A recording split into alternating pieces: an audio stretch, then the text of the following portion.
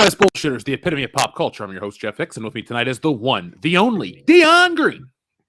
Baby, baby, boys and girls, children of all ages, trust me, when things get really bad and the world's closing in on you, just crash a plane and pretend it was an accident. I just watched an episode of The Rookie where that happened. Yeah, man, there's a dude on YouTube who randomly did it, and it's the funniest damn thing. I mean, no one got hurt, luckily, but it's just like, bad plan, buddy. Bad plan. Jeez. Up next is the last standing Simone, Big Rig, Nick Utam. Ladies and gentlemen, Grace Jones is proof that black, in fact, does crack. What? That's awesome. That's awesome. I'm drinking to that. I'm drinking to that. Listen. I'm not lying. Go look at her Instagram, and you'll just be like, "Oh." Now I'm terrified. Well, as well, you moisturize. Goddamn it, moisturize. Oh God. And finally, American Ramrod, Brusexico, Kendo Slice. Thank you, Jeff. I'm very happy to be here. I'm very excited for this year in World Class Bullshitters. And Jeff, I would also like to thank you for wishing me a happy birthday the other day, which I can't say about the other two people on this panel. Oh shit! Some bad friends on this show. Yeah, yeah. Just saying. Well, looks like the gift I'm gonna get him for his new baby is a beating. Wait, you're gonna beat my unborn child? And you're gonna watch. Wow. It was a wild episode for the first of the year. This is the real Black Mirror. It ain't about fucking mirrors. This is a random black dude who's your friend just randomly trying to fight your unborn kid. It's a new episode. Guess who's not getting an invite to the fucking hospital that day?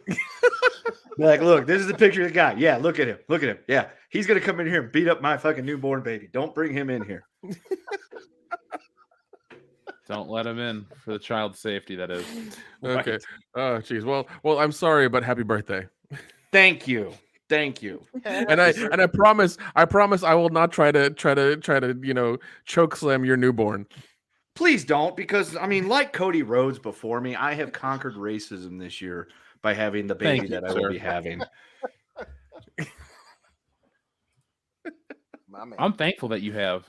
If it wasn't for you, people like me wouldn't be happy. Right. I mean, I was completely like on the shelf about it, but then Cody Rhodes broke down racial barriers, and I'm like, you know what? I can cross that divide happily. Oh, so folks, this is our first episode of 2022. Now, 2021 was a weird year. We had a lot of stuff happen, a lot of big changes. As you heard, Kendo is going to be a dad, so that was some big stuff that changed last year. You excited for that to happen this year? I kind of am. You know, at first it was just like, I don't know what I'm going to do. And then it was like, I don't know what I'm going to do. But you know what? Everything's going to be fine. It's kind of one of those, it's time for that to happen, because if it didn't happen now, it would be one of those situations that'd be really weird, because I'd be like that creepy old dad. And so I don't want to be the creepy old dad. Yeah, you know. If you have any important questions, Dion's your guide to that whole thing. So And Right. don't sweat it, man. The truth that so many people refuse to acknowledge about not knowing what to do is, and this is really gonna make you feel better, you're never gonna fucking know what to do. So there's that. Yeah. I figured I'll just take my dad's advice. When in doubt, whoop the kid's ass, because he probably didn't anyway. And 9 times out of 10, he was right. Well, it's just funny as you're saying that, Hillary's in the other room yelling at D2. So it's always an option. It's always an option. Oh God. Yeah. They so you know test what? that. Nick, ball's in your court, kid. Listen. I gotta say single for all the wild stories and keep you guys in check. That's what I gotta do. That's true. All right. You're the balance now to WCBS, man. Yeah, we need you. I gotta be the cool bachelor. I can't be the married guy anymore. It's not gonna go with the motif. It's gonna fuck up the balance. I will say the only part about this that I am not happy about is that because my mom is so hyper excited for this, she won't stop calling me like every day. It's like every day. It's like call me about nonsense and then just ask how everything's going. It's like the same as it was yesterday. And then suggesting baby names. So, but right now he's under code name Baby OJ. The whole procedure is codename Blue Harvest. Yeah. I referred to him so as when he's Baby born, OJ. it'll be the juice is loose. That's what it's gonna be. Maybe, because I told Jeff what I was thinking about naming the kid, and I told people that, and they're like, "Oh my god, his initials will be OJ." And I'm like, that's not a non-selling point for me because I'm actually one of the few white people that's on his side. So he's codenamed Baby OJ right now. Oh, I don't know what to do with this. It's wonderful. It really is. Lots of Double love in OJ. the chat, Nintendo. Oh my god. Oh God. So, I'll just ask you guys this now, and if it comes up again later in the show when people ask, I will cover it. Have you heard about this Jack Murphy guy? Yes, but only because I listened to Medicare. And so I had no idea about any of this shit. And I saw the quartering had something pop up, and I'm like, Jack Murphy. And then I was thinking like the guy that the Padres Stadium used to be named after. And I'm like, oh, maybe he died or something. Not a big deal. Whatever. He's probably old if his fucking name was on a baseball stadium. And then the thing is, Medicare popped up with his Christmas stream. So I'm like, oh, I got to listen to this. And then my mind was completely blown. And I've been engrossed in something that I had no idea about 10 days before now. Okay. Well, would you care to tell Dion? Fill in Dion as if he doesn't know because he doesn't know. Okay. So apparently this guy, Jack Murphy, was like this he considered himself like the poster child of like alpha male sexual energy or something of that nature. And then he put out an article several years ago about how his wife or somebody was getting fucked by some dude off Tinder and he couldn't be happier for her because like he was totally cool with it because he had time to relax and write an article and she was getting plowed and he was totally cool with that. Well, then I guess he was on some show and somebody sent in a super chat saying, can you address the cuck article? And I guess he lost his shit on the host of said show. And then that just apparently opened up the Pandora's box of like hellscape upon this dude's like existence. And then people started like just digging into his shit. And apparently he's like big on getting cucked. And turns out he's also maybe gay for pay or something like that. And like shoves dildos up his ass or something. I don't know.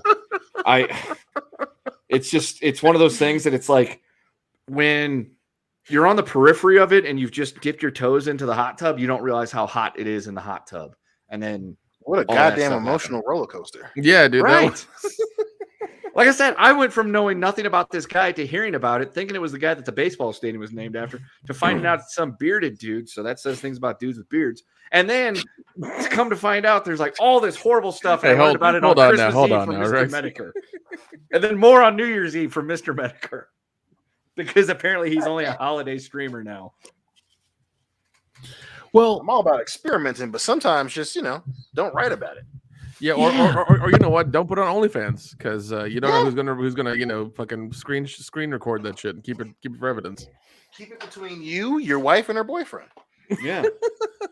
But if you have to make him sign an NDA, just saying. Yeah. Exactly. That's pretty much the long and short of it. The dude was all about alpha male. I dominate younger women and this and that and the other thing. And it turns out like while he was sipping on his warm glass of milk, typing up in his articles, he was happily letting her get plowed by some dude from Tinder.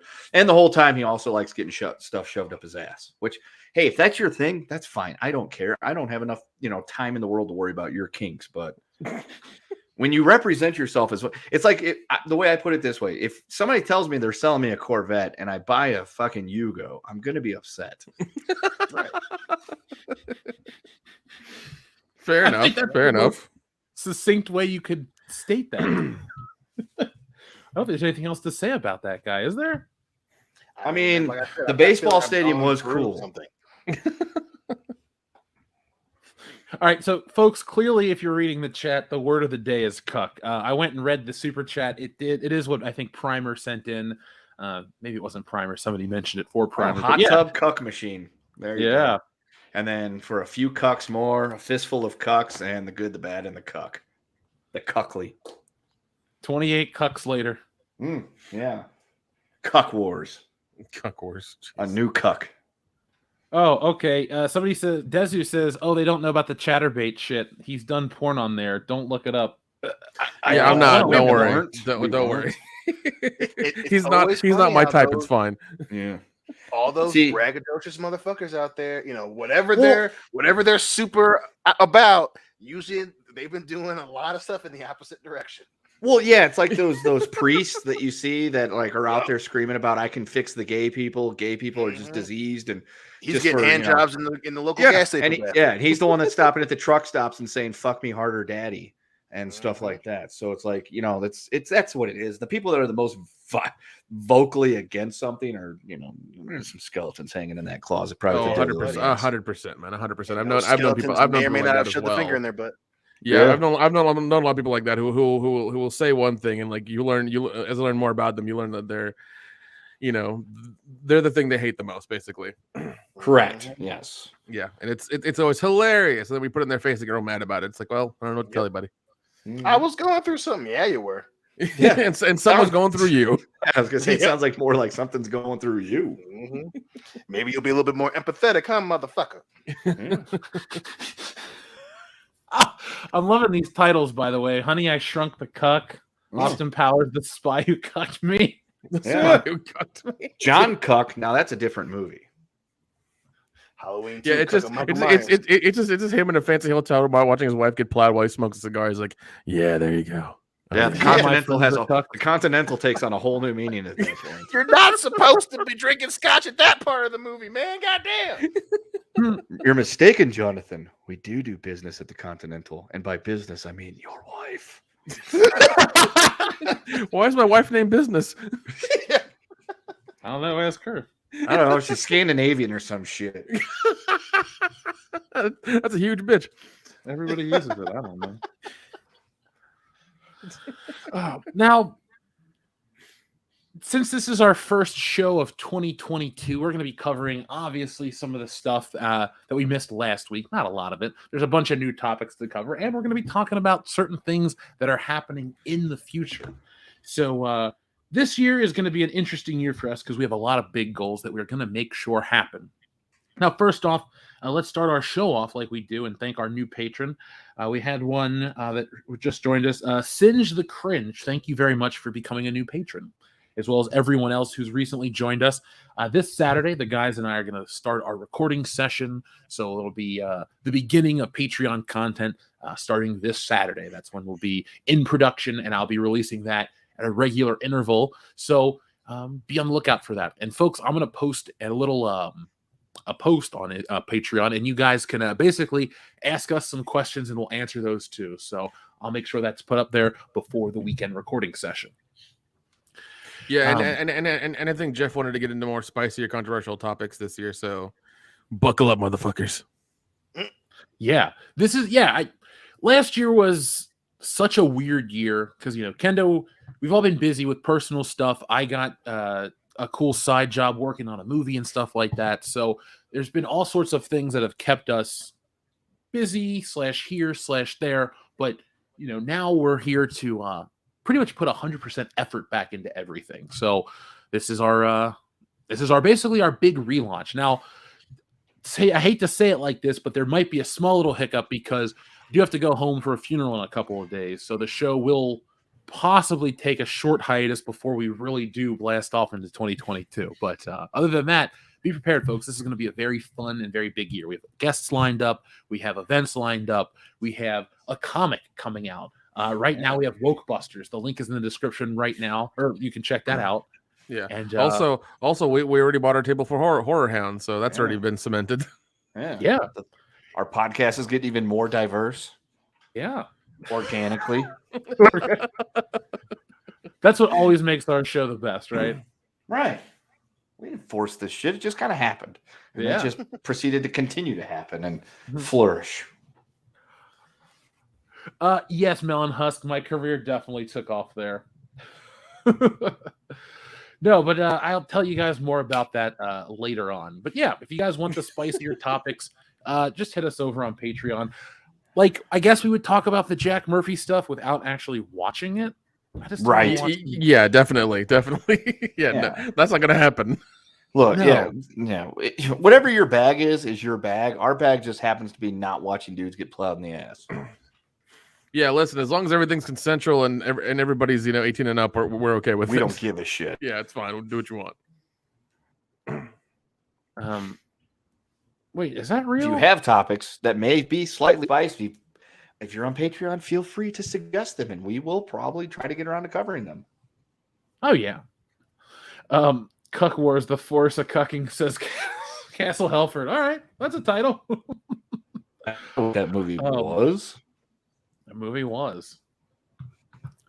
All right, so let us start the show off with so Wokebusters. We have an update from Wokebusters. Let me share that. Link is in the description right now.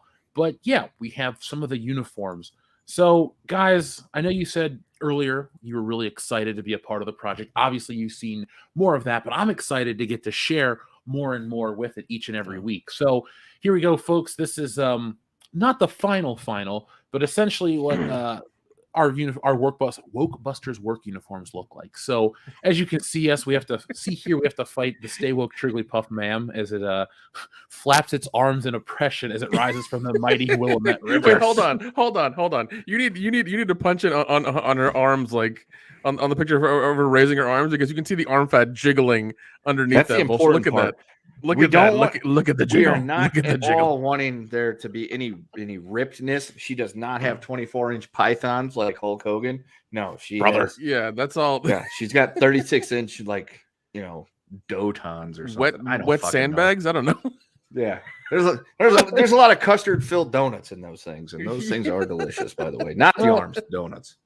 Don't forget the thighs; they're nice and chunky too. Full of thunder. Full of thunder, indeed. Oh my god! But yeah, folks, I'm going to keep updating each and every week with new art, new updates, new information. As you can see here, the Wokebusters are here to save society from itself. So essentially, this is us as Ghostbusters blasting SJWs with reason and logic.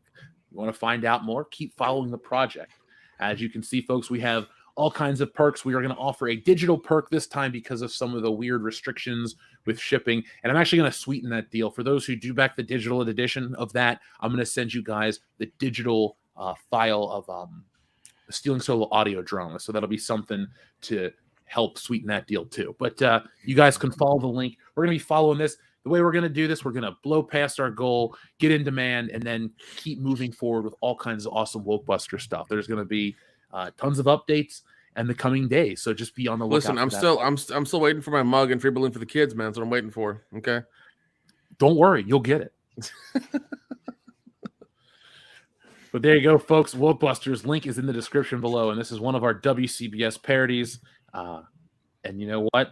With Stealing Solo was a lot of fun. Wokebusters, it's even more fun. This is a comedy. This is an action comic book, and next time I'll get to share one of the pages that breaks the laws of physics. I'm very proud of that one myself. So link is in the description right now. Back Wokebusters. Independent art is a lot of fun to make. Yeah. It's a lot of fun to read. And as you can see, a lot of people on social media have been getting their Stealing Solos. They've been enjoying it, sharing pictures of the shirts, the hats, well, there's no hat, excuse me, this time, but the shirts, the posters, the trading cards, the magnets, and Wokebusters has all of that stuff too. So follow that, back that, and get that. That's our big project this year for 2022. Yeah, we know people miss comic books and all the good stuff. Because DC is not making anything anybody's buying, nor is Marvel. But we hope you guys like our stuff, because we sold a lot of Stealing Solo copies. People seem to love those and really like that, and literally love the story of all of us, going through that whole thing. I'm not going to give it away. But this is another one. This is another movie and kind of franchise we love, Ghostbusters, where we're trying to obviously parody it and save society from itself.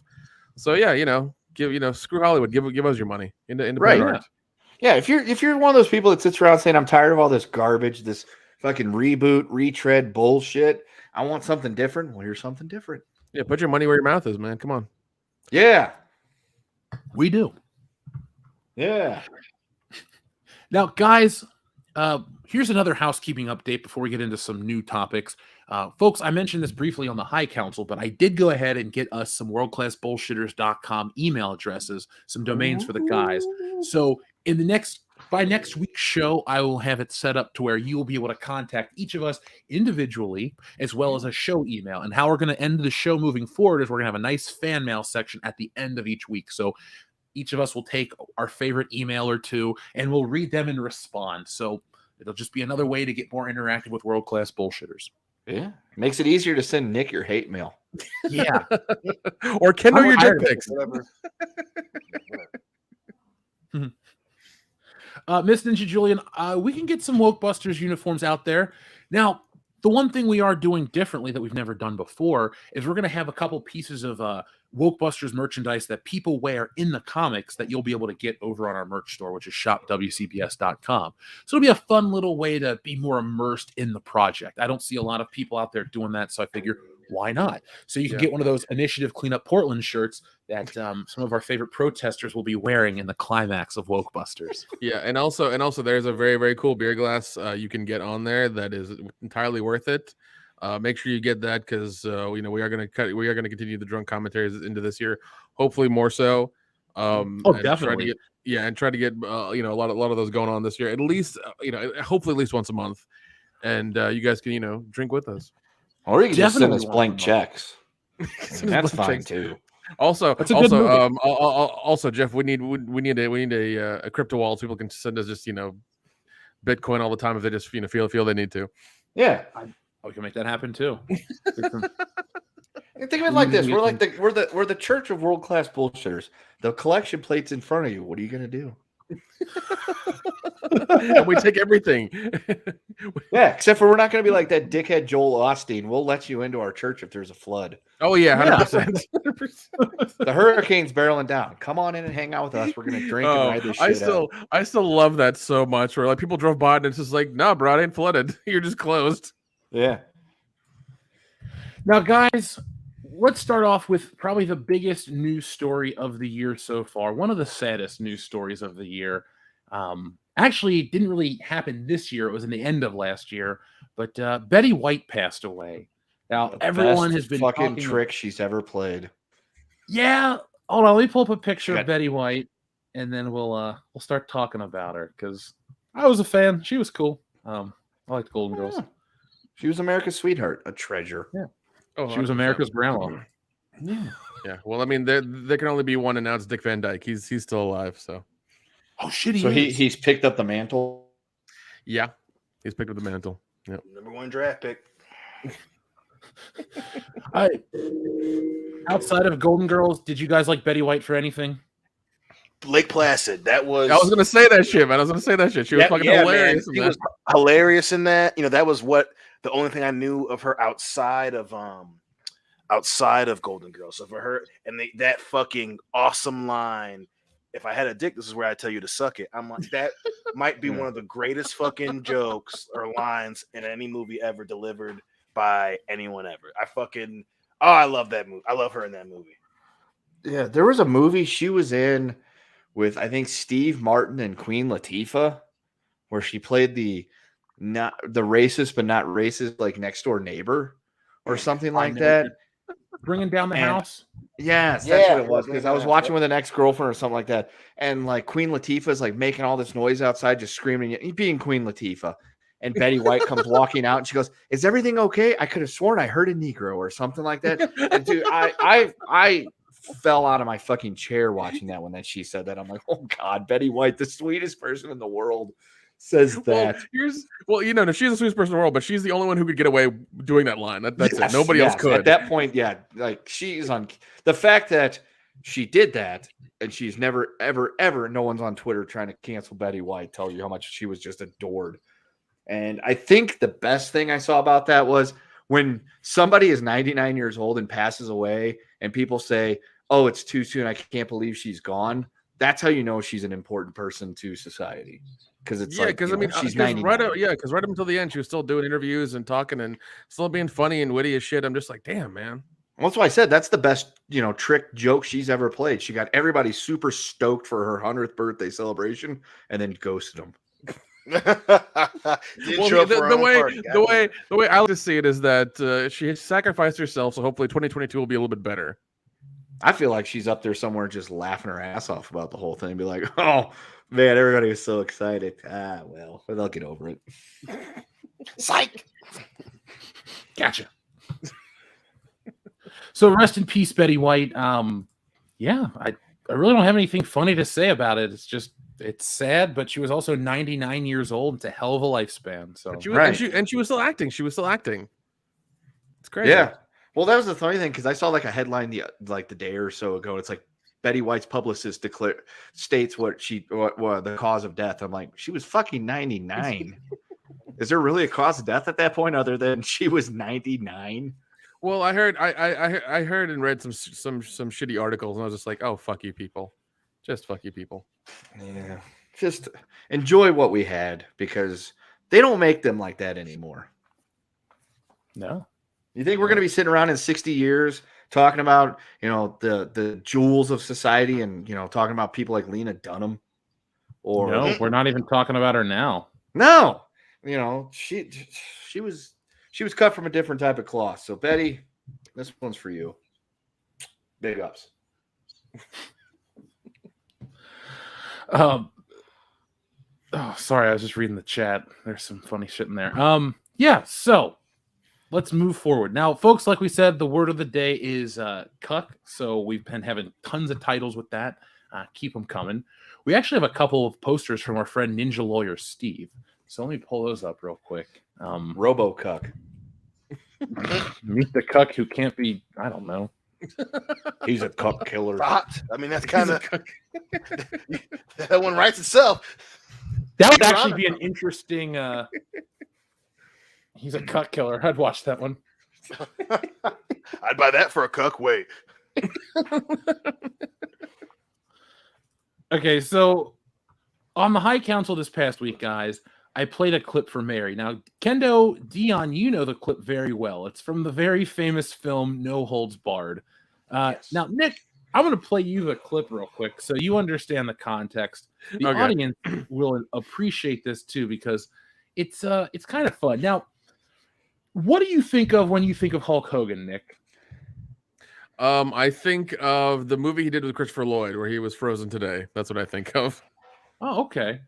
So you think Or of that Suburban or that shitty movie or show that was him in that giant black boat in like Miami or whatever, like that. Oh, dude, that, they're the reason why he quit wrestling for a while and left WWE because he was Thunder in Paradise, yeah, Thunder Paradise. Thank you. That those fucking movies. Knight Rider, but it's a boat at the beach. Yeah, it was. Oh, jeez, those are ridiculous. So, Nick, this is the clip in question. So, seriously, Hulk Hogan is one of the greatest actors of all time. Yeah, totally. Look at him. I mean, no one questions it.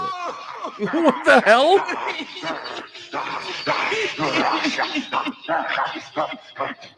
So, What's that smell?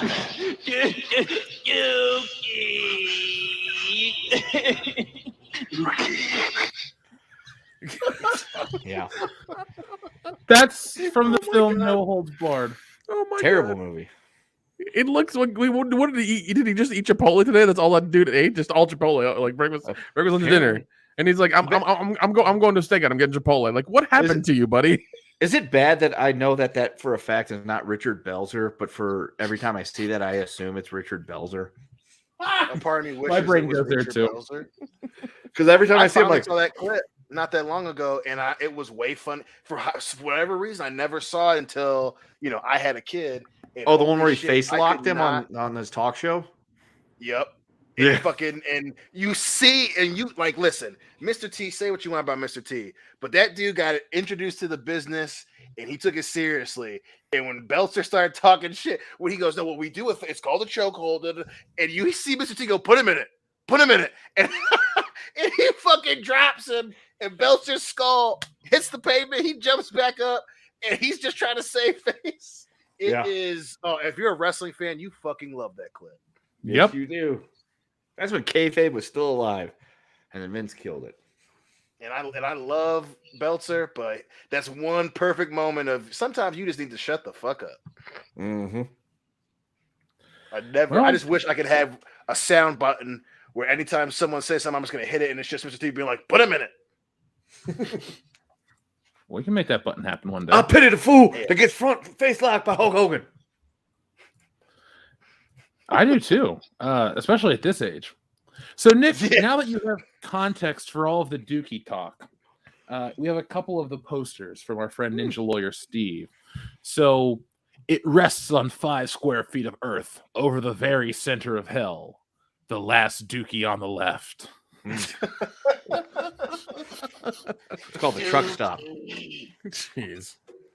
Sean S. Cunningham and Wes Craven. The Dookie of Oz. Fly, my shitties. Completely different movie. Yeah. We also have The Terror of Dookie Town, which features the Golgothan from Dogma. Excellent. Not of woman born. Grand Theft Dookie 5.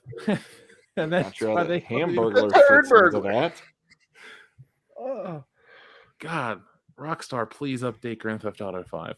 Yes. Up next, Dr. Seuss, The 5,000 Dookies of Dr. T. Whoa. A lot of fiber. Achieved thanks to my Atomic Metamucil. Yeah. After that was Godzilla versus the Sea Dookie. I'd watch that. I'd watch that. Godzilla's greatest challenge. Dookie. That looks like an asylum or full moon movie is what it looks like. Mm-hmm. I was watching Space Swingers from Mars yesterday. Oh my god. It was shit. Do you know who made it? It was on this channel called like Crazy or Crappy or something. It was like a weird movie channel. And it like, I don't know, it was just really dumb. This alien was like picking up all these chicks. There's the 50th anniversary of Godzilla versus Mecha Dookie, Mechanical Tooth of Terror. Yep. Never could trust him. Wait, James Bond, the man with the golden Dookie. There's Roger Moore as James Bond 007 and Dookie Raker. There's also the Dookie, the ultimate in fecal terror. Fried green Dookies. Oh. You got to lay off the licorice. The Winged Dookie, starring Michael Moriarty, Candy Clark, David Carradine, and Richard Roundtree. Jeez. Damn. The name is Deuce Codal. Just call it D. That's all you have time to say before it tears you apart. A wild science fiction nightmare. A living, crapping hell on earth. Kingdom of the Dookies, starring William Shatner. Dookie is our business. Somebody's been eating Taco Bell. Dookie, giant of the 20th century. Nice. There's also Captain America, the Winter Dookie.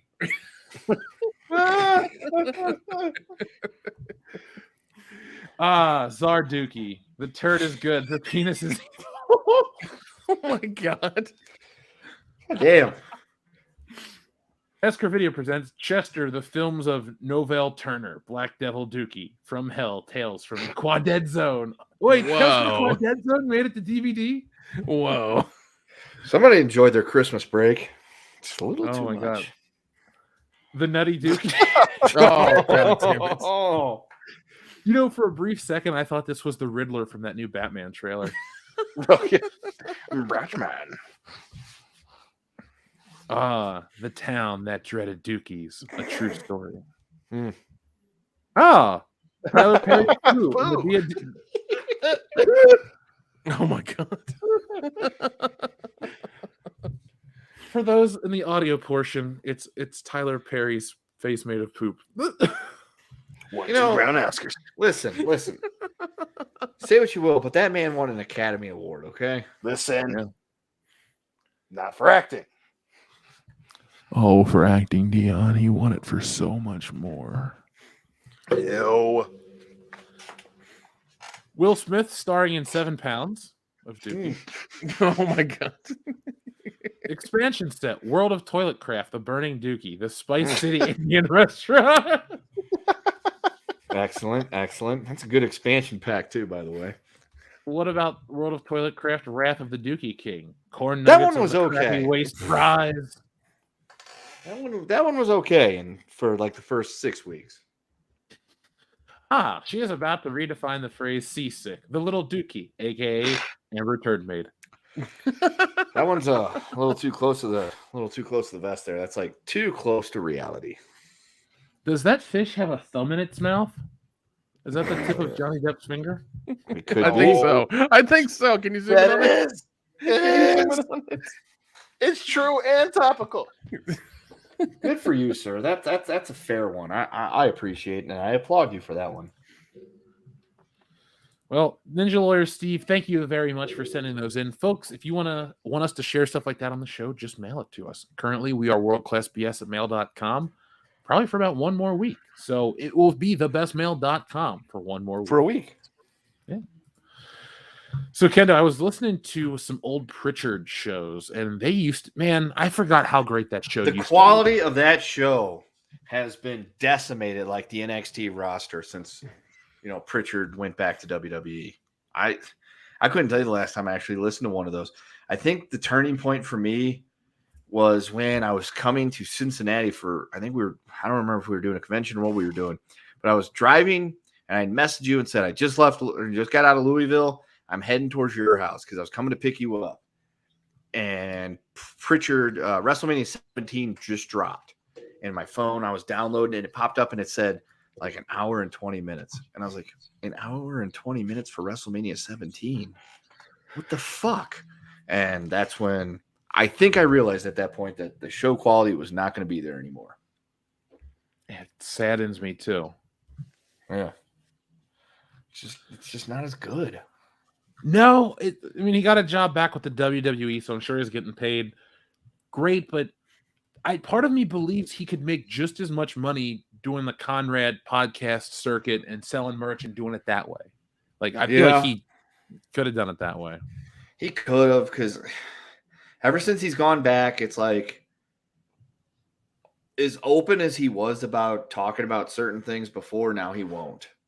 Because he's afraid of upsetting Vince. And it's like, number one, I don't think Vince even knows what fucking year it is anymore. Have you seen him lately? Have you heard him lately? I think he's lost in the ether at this point. And two, it's like, one of these days, that man is going to die. And is his fucking right-hand man, guess who's going to be put up on the gallows shortly after that? You. So you need to continue to endear yourself to the audience that's been a fan of yours for like 6 or 7 years before you went back to the WWE and ruined your product. Dude, when we get to the wrestling portion of tonight's show, I'm actually really excited to talk about it. I don't know what WrestleMania is going to be, and Dion and I keep talking about how many WrestleManias are there going to be left. Like, I don't think they'll make it to WrestleMania 50. Like, that's a stretch. Really? Holy shit. This is WrestleMania 38, Nick. God damn, dude. Well, Vince has been living another 12 years. And even I don't think he did. No, I don't think he does. 90. I don't think he's got another 12 years left. I don't even think he's got another 5 left in him because plus he looks so bad. He looks horrible. And if you remember correctly, he was always kind of like back in the old days, like in the 80s and the 90s on TV, you could tell that he was kind of a bigger guy under his suit. But then, like, when he started, like, doing shit in the ring at the end of the 90s and the end of the 2000s, the man was, like, close to, like, 55 years old, and then he got ripped. And there's only really one way to do that when you get to that age. And that's, clearly eating chicken breasts and broccoli and working out and saying your prayers and eating your vitamins. I would never accuse him of doing any type of illegal substances like steroids. No, never. But, so, that's had to have taken a toll on the guy. So, and then he's getting Botox and shit at 80 years old. Like, not that there's gonna be long lasting health effects, but it just his face doesn't sit well with itself. His voice is horrible. He used to have that booming, commanding voice. He came back to SmackDown. Was it early this year? The end of 2020?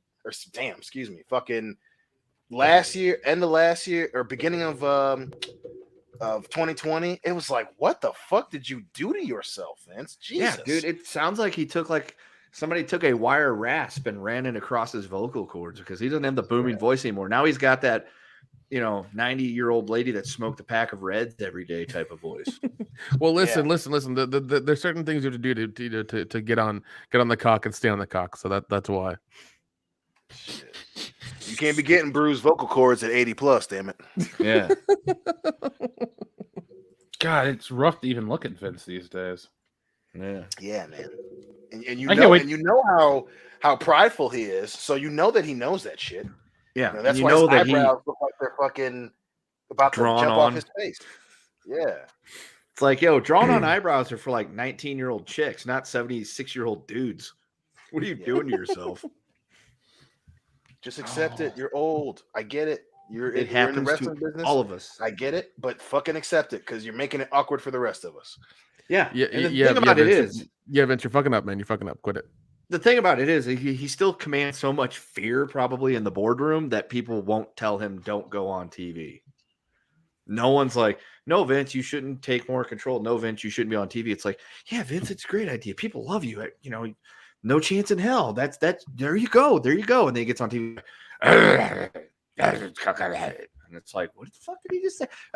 Bravo, Vince. Fucking fantastic. Well, yeah, There and you then what'll happen is when he comes back to the boardroom, it's like, oh, people didn't respond well to it. It's like, well, the fans have changed, and they're assholes. You're right, Vince. Don't worry. And then you have the whole Hollywood bullshit happening, for wrestling now as well too behind the scenes. The fans haven't changed. It's goddamn Triple H and X.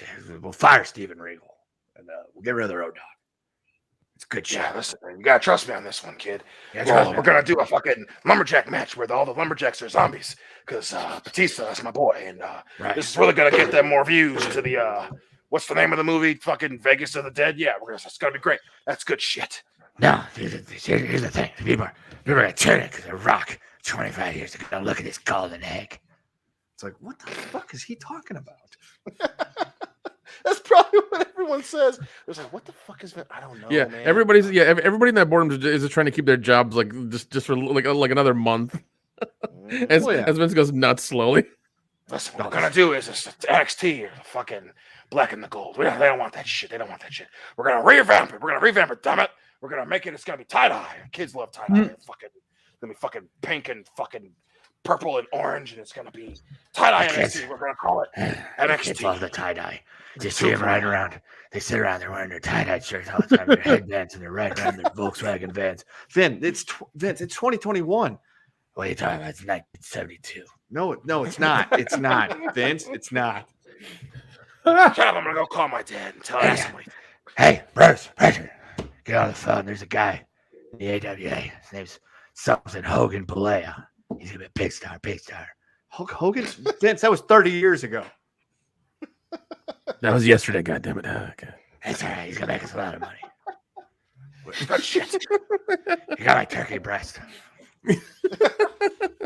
I feel bad for his son and his daughter who have to deal with that on a daily basis. It's like, God damn it, Shane he's crazy. doesn't anymore. Oh, shit. Shane left again. He's like, Oh, fuck did he this, really? I'm Oh, fuck. leaving. Now, Kendo, pick a number between 1 and 47. 42. The meaning of that's the answer right there. 42. Me off, all right, man. Jerk somebody else off. This is bullshit. I need $5,000, not $2,000 thing, man. Don't do this to me. Look, don't be unreasonable. You're not dealing with Johnny Bananas. Come on. Yeah. Nah, I know I ain't dealing with Johnny Bananas, but can I have my money? Can I say it slow for you? Look, I need $5,000. Read my lips. $5,000 is what I need. Nice. There you go. What a great movie. Now, folks, what we need here is to get to 100 backers. We only need 22 more. So the link is in the description below. Back Wokebusters right now, folks, so we can unlock the first magnet. Now, while we're doing that, we have a lot of people watching tonight who sent in a lot of sweet messages. So let's get to the super chat. So first off, from our friend Cesario Japan, who says, Happy New Year, Jeff, Nick, Kendo, and Dion. Horse! Is it the year of the horse? Better not fucking be. I don't know. Kendo. Ask your lady friend. She's not Chinese. Really? I did not know that. I'm sorry. Yeah, Nick, they don't all look alike, okay? Are you sure she's not? Because I could have sworn, man. I could have. Now I've seen her passport. It's not a China one. Okay. Good. Oh shit. I'm trying to find out what the 2022 astrological sign is. Oh, Don't. Tiger. Just fucking don't. It's the year of the tiger. It's Oh, the is it really? year of the tiger. It's something Chinese. Oh God. Cesario Japan, though, thank you very much for that.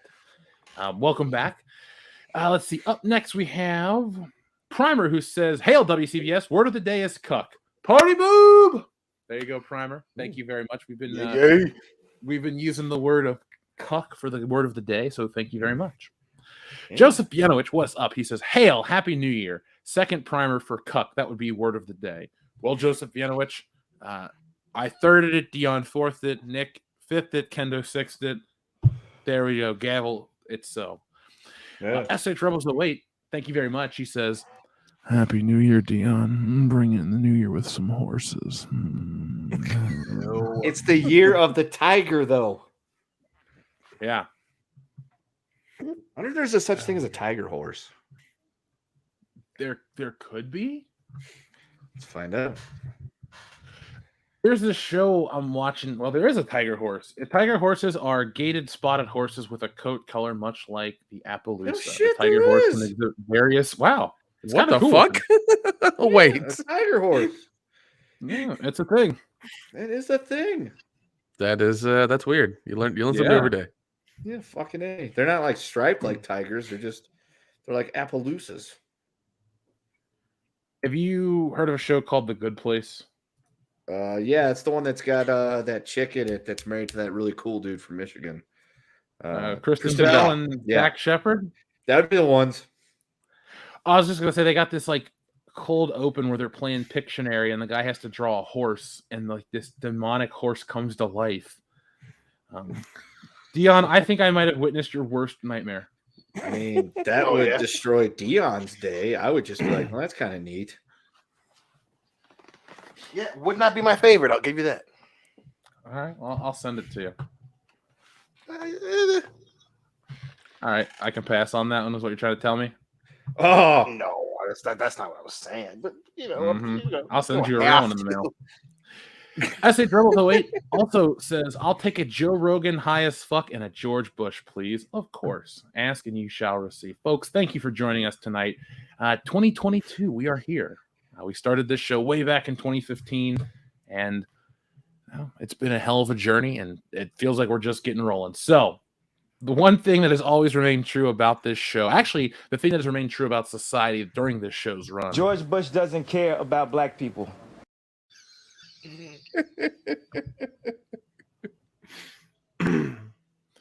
Just it's a fact.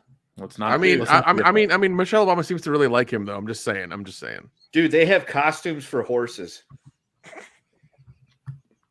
I found a really good one. Yeah, it's like a costume you could put on an actual horse. I mean, I don't really know how much like creativity goes into it, but here's one. I'm going to send it over to you guys. Can you? Sorry, Jeff. Keep talking. I don't know if I can anymore. Horse costumes. It's just a nightmare I want to live in. There you go. Actually, it's easy to get back to. Look at it and then welcome Dion to your nightmare. Oh my God, that's funny. But let's do this for a friend. Imagine if you gave a white supremacist 5-MeO DMT, and then as the first one, as they're exhaling, yeah. What a rush!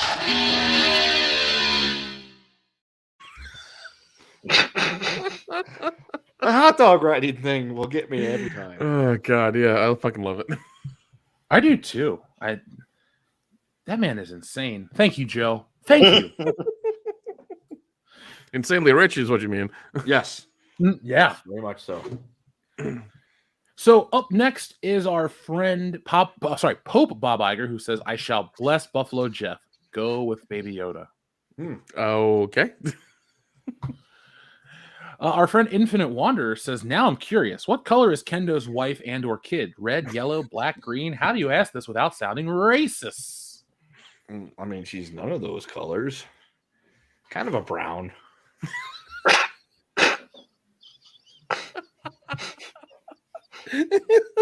And then as for Baby OJ, I guess it just depends on whichever gene wins the fight. Baby OJ. Oh God, I can't fucking wait. He's really killing it in the polls. I'm gonna have to fucking name the kid this now because he's Baby OJ, and I'm just gonna have to name him. He's gonna be OJ Hofer. It's fine. I got no problem with that. I mean, like I said, I didn't think he did it. Well, I mean, he did it. He just they did a bad job of proving it. Oh, shit. I'm just looking at somebody had posted a comment about, is Dion going to wear a horse costume to Star Wars Celebration? Oh And I looked up the date. I'm like, holy shit, dude! If we have to do it because it's right down the street from here, but it's the 26th of May. That's like right after Jake's wedding, Dion. Oh, I know, right? All right, fuck. Well, Are we doing Star Wars keep watching, Celebration? folks. I'll be there. Is that what's happening? We're doing Star Wars Celebration now? I will not be allowed to go to that one. Baby Oh, OJ is supposed like- Baby OJ is due on the 24th of May. Oh, shit. Shit. Dr. Coffinail says, Mazel Tov, Kendo, and welcome to hell. Oh, damn. I mean, it can't be that bad. I look at it this way. I have this thing that I can mold in my own image. And so naturally I will teach him to like the really cool shit and teach him not to like the really bad shit. And, it'll be cool.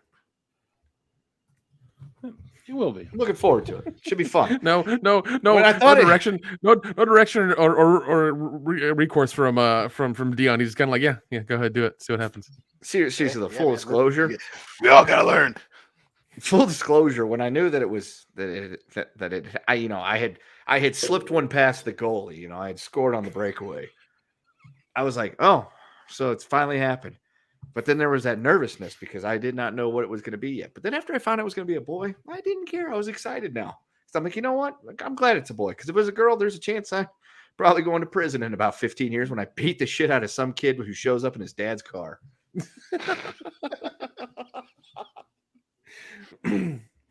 I mean, none of us would blame you. In all honesty, none of us would blame you for that. I wouldn't be those. I wouldn't be like I'm going to have him meet me at the door while I'm cleaning my gun. I'd be like, oh, it's a nice car. You clearly have a daddy that pays for everything. Here, let's go over here. I want to show you something really cool on the side of the house. And then you hear like lead pipe sounds. Are you showing him the plumbing? Are you that proud of it? Yes, Jeff. That's all it was. I said, I am a hardworking individual, and this is what I have to show for my hard work. Quality home irrigation. I wanted to show him the home improvements that I made. I can't help it that he slipped and he tripped on a bar of soap that happened to fall out of his pocket. I thought you were an exterior illumination expert, Kendo. He should have seen that thing. No dark corners around your house. Yes, I am assuming my baby's gender because there's only two. Listen, Kendo. 1 part sulfuric acid, 3 parts hydrogen peroxide. That's all I'm going to say. What am I trying to frost his fucking hair? No, it's called a piranha solution. It'll eat a dead body in like an hour or so. I've seen Breaking Bad. I'm not worried. Okay, just making sure. I'm worried. Why are you bringing this up here, Dion? Be careful. I don't know, Nick. Why are you bringing this up, you weirdo? I'm just trying to help you out, man. If there's no evidence, there's no questions. I'm just saying, okay. Dude, Bear Business on the One. desert. Bear Business One says, "Baby OJ killing them ladies with cuteness." Hell yeah, he will be. Especially the white ones. Hopefully, it looks like his mama. Thanks. Denzel Canu says, Happy New Year's, WCBSers. Sorry I've been so busy this holiday season, but I'm happy to catch this live stream. Well, we're happy to have you, Denzel. We're happy to have you catch us live this Thursday and most Thursdays throughout 2022 this year, folks. Mm-hmm. And by the way, if you're catching this on Audible or not Audible, I don't sell this as a book. If you're catching this on Podbean and the other audio streaming services that we use, starting last week, this past Tuesday, the show is now High Council's at 8 o'clock instead of 9 o'clock Eastern Standard Time. Going so late into the night, it's fun, but, we could start out earlier and get just as much show in and, not be up till 3 in the morning. So, yes, that's what we're going to start again on Tuesday, 8 p.m. for the High Council. Ninja Lawyer Steve says, don't forget to smash that Dookie button. Ooh. Dookie. Sounds like stuff we were talking about earlier in the show with that other guy. Well, speaking of cucks, Our friend Homer Simpson's mouth pussy sends in a super chat that says, "Hail to the world." Wait, what you say that? You say it one more time, everybody. Homer Simpson's mouth pussy. Now, in this That's creative. I've You know what? heard. That's for you, sir. I've heard a woman's downstairs use, or I've heard the phrase Homer Simpson's mouth to describe a woman's downstairs many a time. It's kind of weird, but it's just a thing. I've Or never Fred heard that Flintstone. before. Oh, that's so good. Anyway, he says, "Hail to the world-class cuck shitters." Kamikaze, thank you very much, says, there's actually a movie called Cuck. I did not. Well, yeah. Wait. I mean, you gotta pay $3.99 to watch it on fucking Pornhub. Yeah, it's on the premium channel.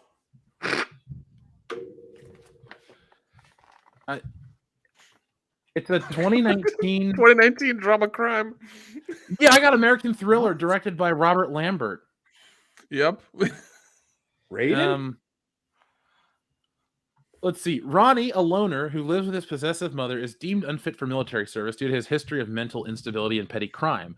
Retreating into the world of extremist internet groups, he creates a vlog channel from which he describes as the downfall of real America. Meanwhile, prompted by sexual frustration, he agrees to play the role of a cuckold in a couple's homemade amateur pornography. He buys an unregistered handgun and begins to spend time at firing ranges. He meets his online idol, a charismatic leader of the alt-right. However, when his identity as a cuck emerges, his macho persona is destroyed. Facing online shaming, Ronnie takes the solace in his gun, which he regards as the only symbol of masculinity he has left. Oh no! What, dude? This sounds like I'm going to quickly watch this trailer and get back to you in about 90 seconds. Is this like a DNC production? Yeah, No, what the fuck is that?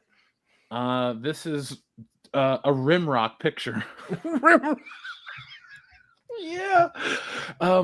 Wow. This film had its world premiere at the Cleveland International Film Festival. Sounds about right.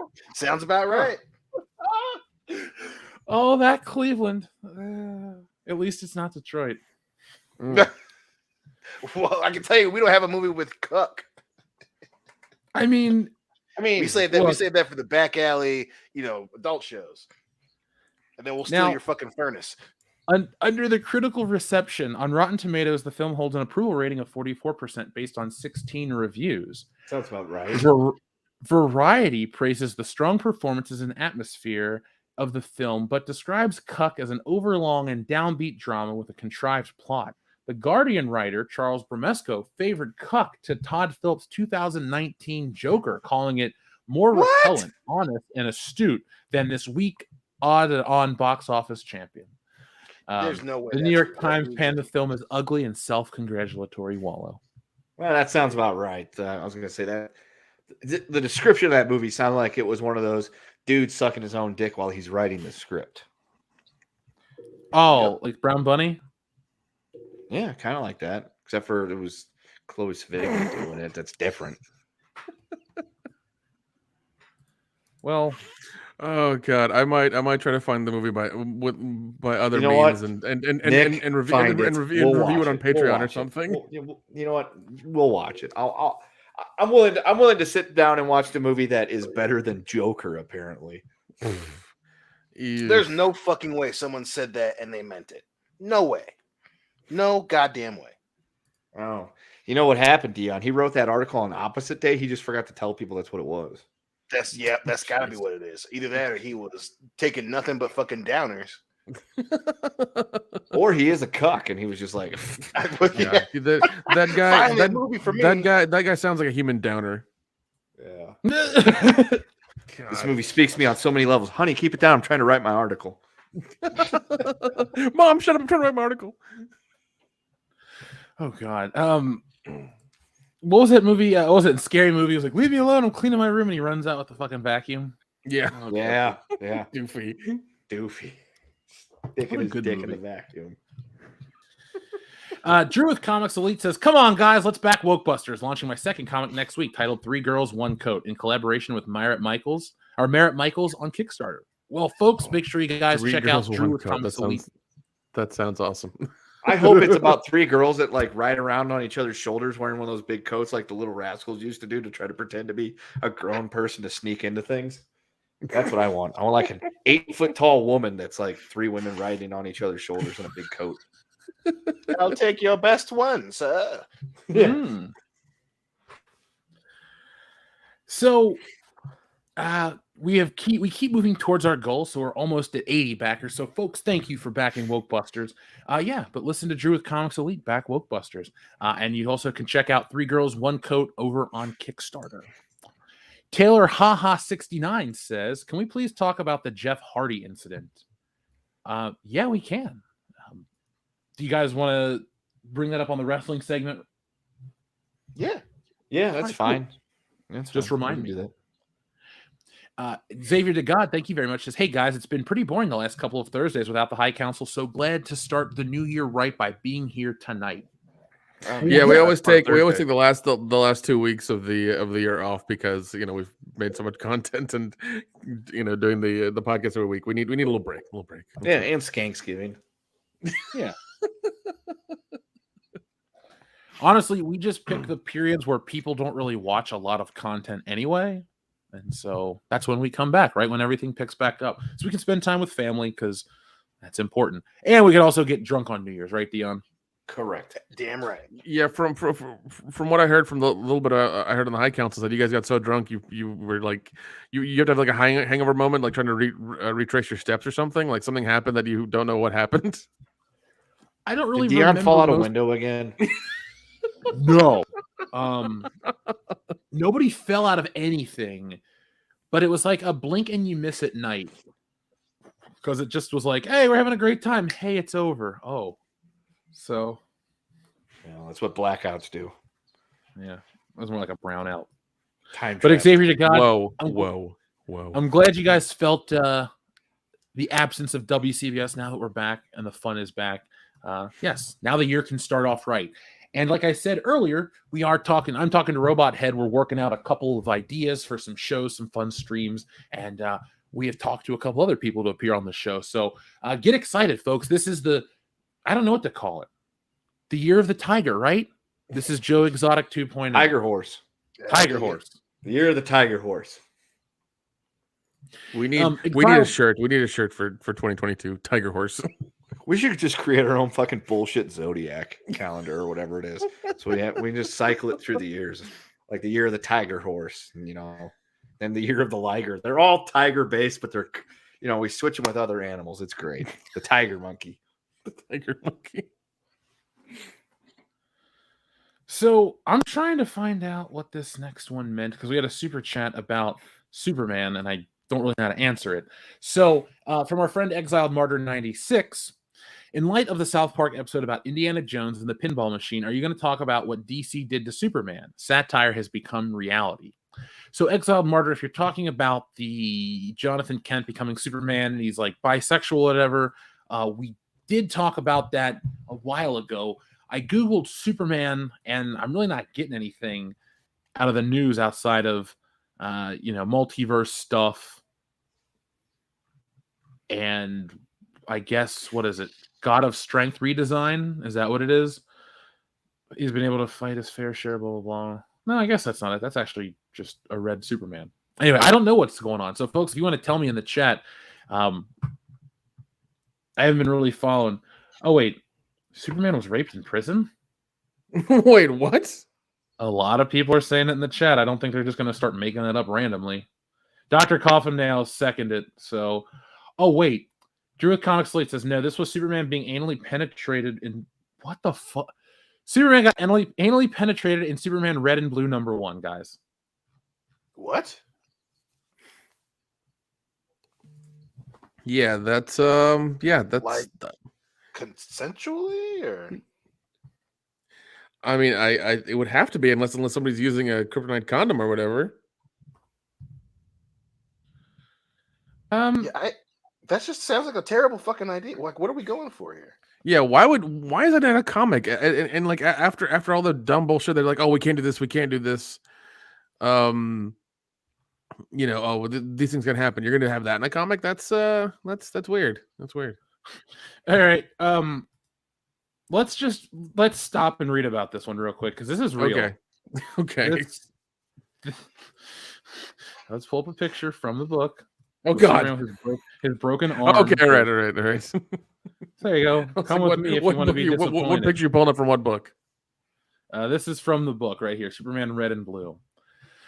DC Comics implies Superman was sexually tortured, scene described as commentary on how America, when bad things happen to people who are traditionally marginalized. There's a feeling of let's just move on. According to a 12 Years a Slave screenwriter turned comic author John Ridley, Jesus Christ. Those words hurt my soul too. His decision to pen a story for DC Comics in which Superman is implied to have been sexually tortured during one of his previous Silver Age adventures was made in order to provide commentary on his personal perception that the prevailing culture in this country is when bad things happen to people who are traditionally marginalized, there's this feeling of, okay, we get it. It was wrong. Let's just move on. Recently making the rounds on social media, Ridley's untitled tale features the first issue of the recent Superman Red and Blue anthology series and serves as a continuation of a two-part story originally published in the 70s.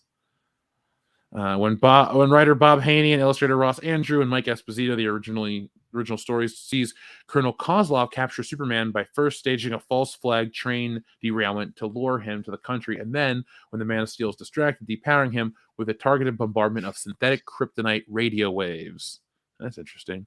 After attempting to sneak his way out of Kozlov's clutches, running into a number of Lubanian soldiers dressed like the Dark Knight as part of a PSYOP group along the way, Superman stumbles upon Batman, who reveals that he came to the Soviet country in order to investigate his friend's disappearance. Unfortunately, the two are caught off guard by Kozlov himself, who throws the titular world's finest into one of Lubania's infamous death camps. Blah, blah, blah. Anyway, the conditions are shown to be particularly mentally taxing on Superman, who is observed by Batman as not prepared as I am for this kind of treatment. Eventually, the heroes devise a plan to switch costumes, thus misleading Kozlov's kryptonite waves to being directed to Batman, allowing Superman to slowly regain his powers. Anyway, where's the fucking rape part? Anyway, that's a sentence I never think I'd hear you say. I mean, returning to Lubania is Clark. Yeah. Superman begins to when he returns as Clark Kent, Superman begins to reminisce on his time in Kozlov's capture.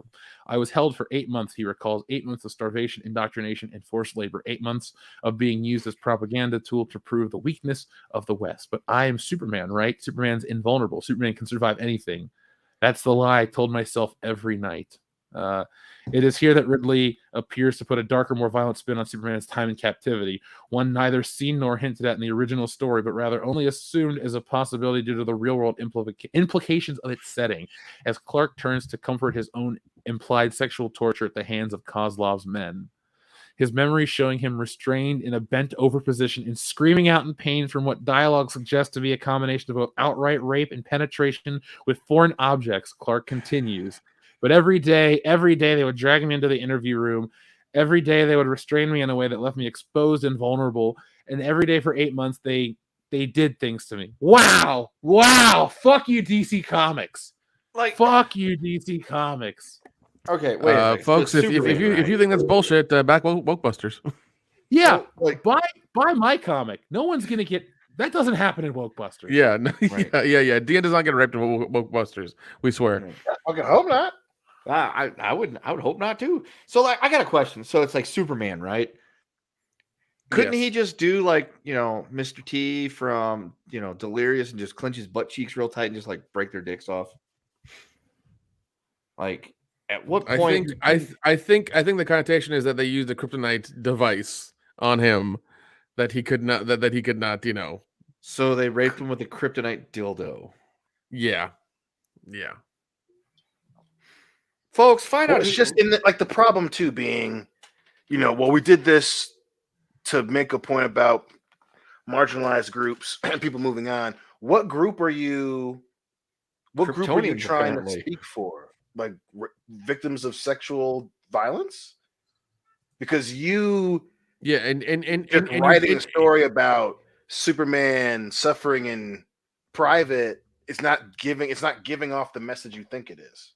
Yeah, it's just you making a very deviant comic that's that doesn't really mean much. And also, like, you're basically, I guess, sexually assaulting the Boy Scout. Why? Right. Why are you doing that? I'm assuming are this you guy's hoping got that some kind of like someone- pent up anger at somebody he thinks is like the people in control, people that look like me, and the rape of Superman is his way of getting back at those people or something. I don't know. There's something fucking wrong with this writer is what I'm trying to say. He's got a few wires crossed. A few. Well, again, All it's of like, them. what do you want? Do you, again, I'm all for having a conversation, especially about shit like that, right? But one, time and place. But two, what is your goal? So you want someone who's been assaulted and has been raped to read it and then be like, okay, now I feel better. Like, what is? Are you just trying to raise awareness that these things happen? Because again, Superman, is that the vehicle for that conversation? Even so, are you, or maybe you're trying to say that it's something that happens that for whatever reason, whoever that has happened to reads comic books, maybe? Right. Or Yeah. you're trying to say, hey, people who read comic books don't know about this, so we're going to make them experience this by having their hero go through it. So I can't figure out what the plan was there, because someone who loves comic books, particularly because comic books are a medium, for escape, for imagination, for inspiration, you really think that Superman is the vehicle to do that? Yeah, that's. And also, I mean, like, if you were going to do that, you can subtly do that without having to have this thing happen. Right. And also have the conversation in a way that, like, without having this, like, these crazy visuals and this, this kind of stuff happening to, especially to Superman. Just fucking weird. Why are you picking him, over, like, why this is a thing? It's just Right. retarded. Why this person made it.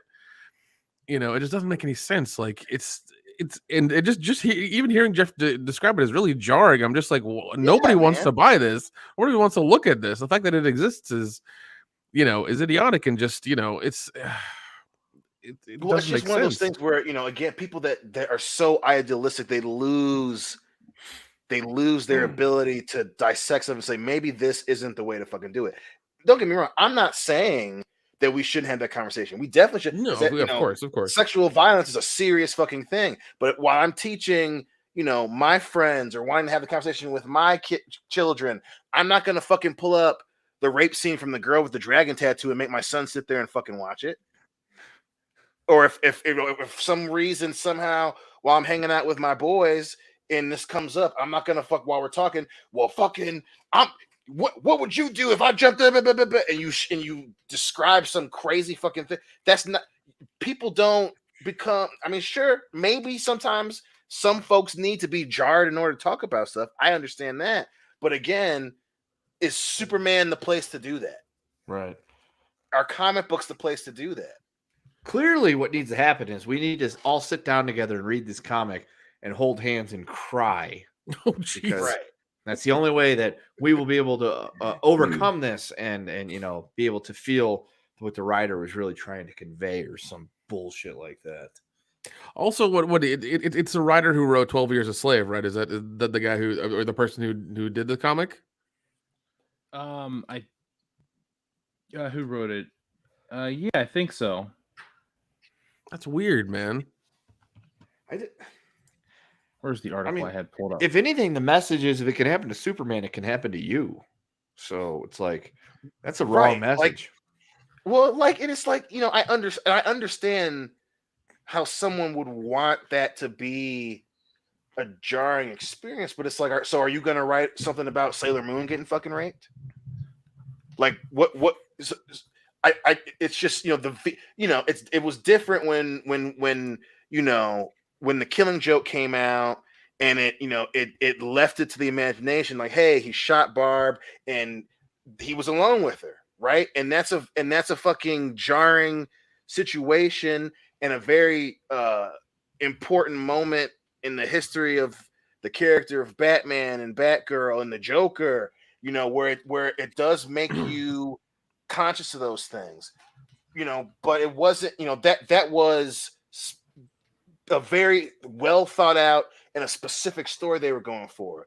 This just seems like a dude fumbling in the dark, and he just can't, he was drunk as shit when I said, you know what, I'm gonna write a story about Superman getting put in a camp and he gets raped. And it's like, so now and you're trying to teach us something or make us talk about something, and the way you do it is, yep, he was bent over for 8 months and every day he was sexually assaulted, and it's Superman.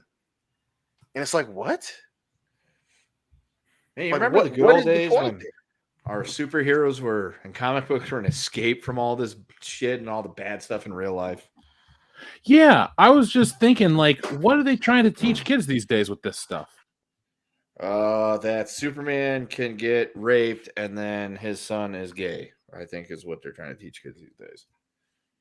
Or like, hey, it's a crazy parallel if you draw the two together. Yeah. Exactly, Cosmic. Like sometimes ask yourself why. Just ask yourself why. If the only thing you want people to see is just rape, well then, okay.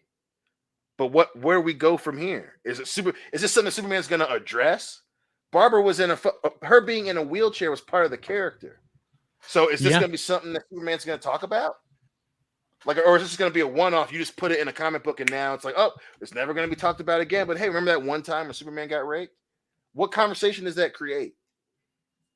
It doesn't. It creates a conversation of, besides who is this for and stuff like that, is, when I was a kid and I picked up a Superman comic, he was dead. So it was kind of like, oh, where's Superman? But everyone was wondering where Superman was. They were hoping he would come back. The savior of the city would return and, right the wrongs of everything. What I'm trying to get at is everyone was invested in the character. They loved Superman. And when he died, they were saddened. If this version of Superman is gone, who cares? Like, what is this anymore? Like, what are we getting out of this from value? Like, oh, we're supposed to show that anyone that's marginalized should know. You're not really doing anything for marginalized people. You just make Superman look stupid. And what about the other people that look to Superman, that what he represents to other marginalized people? It's like you're taking from one to give to the other, and you're doing the same shit you're fighting to stand up against. Yeah, because that's what Superman does. He fights the little guy is what he does. That's his whole thing, saving people and stuff like that. And even then, I kind of have a weird technical question about the whole thing, because I once again I know Superman is supercharged by our sun. If he went outside after he was in this prison and he got some sunlight on him or whatever and recharged, could he just break the fuck out? Theoretically. That's another thing I'm thinking about. Is like, right, if there was like a glimmer of sun outside and he could get some of it to recharge him, he could just like fucking leave. Right. Well, and again, like even before getting into the minutia, and again, there's different types of kryptonite and all that shit, but that's the other side of that, right? That's the part that even does more damage, because if you don't know the character and you're just using it as a platform, you're writing shit that doesn't make any sense. People forget, a lot of people who don't read Superman or even have never ever understood Superman, Green's kryptonite eventually fucking kills him. It doesn't just make him human. That's not the lore. So, if you don't know about, like, again, you're trying to have this message, you have to care for the character too. So if you're just writing, oh, kryptonite, synthetic kryptonite waves, and again, I didn't read it, maybe it's a specific kryptonite that only makes him fucking human, certain you can't just say kryptonite and that be the plot for you to get your point across. Green kryptonite will fucking kill him. The other side of Superman is he's very fucking smart. So you're saying he gets distracted and he just gets blasted with kryptonite waves, and now he's just done and he has to wait for Batman. That's not Superman. There have been multiple instances where you've established that the character fucking, if he loses his power, he's smart, he's intelligent, he's adaptive. The other side of Superman is his powers aren't just what make him fucking Superman. So you just want to break him down and make him vulnerable and have the image of him being raped. Well, then you're trying to destroy the other side of the character that is just as important. So now he's broken and he's not going to talk about it ever again. So now you want rape victims to just not talk about stuff, while also not knowing shit about the character.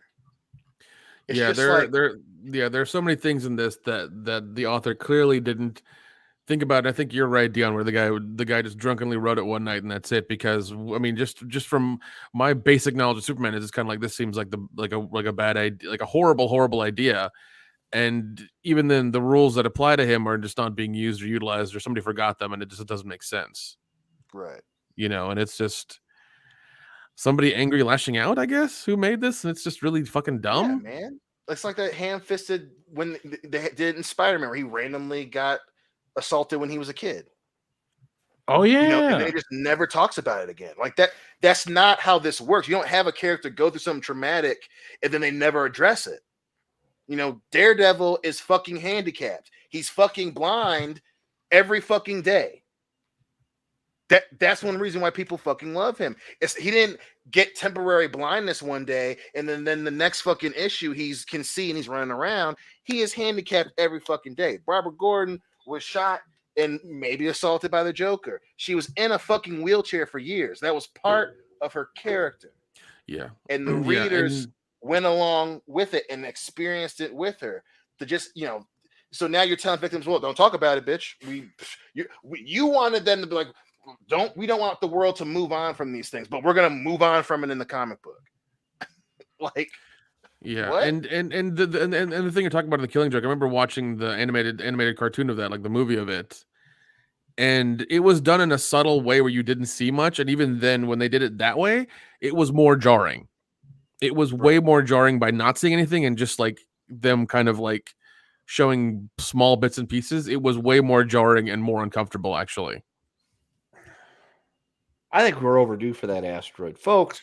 Just go ahead, whatever deity you subscribe to, just go ahead and send one up tonight and just say, look, we have lost it as a civil. We don't deserve it anymore. Just send that asteroid. Yeah. Now, our friend Darius Harvey says, woo, anything to destroy American symbols. Am I right? Shake my head. Yes. The Superman ones feel very pointed. And 100%.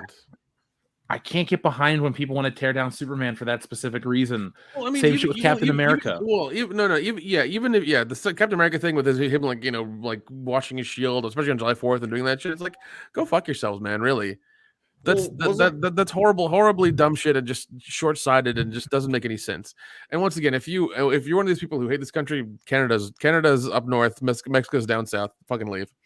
Yeah, wasn't there something not too long ago that Superman is no longer truth, justice in the American way? It's like truth, justice, and like a better tomorrow or some shit. Which is still fine. It just it's okay. Like that's fine if you want them to like do the whole Earth thing. That's cool. I'll still go with that. That's entirely fine.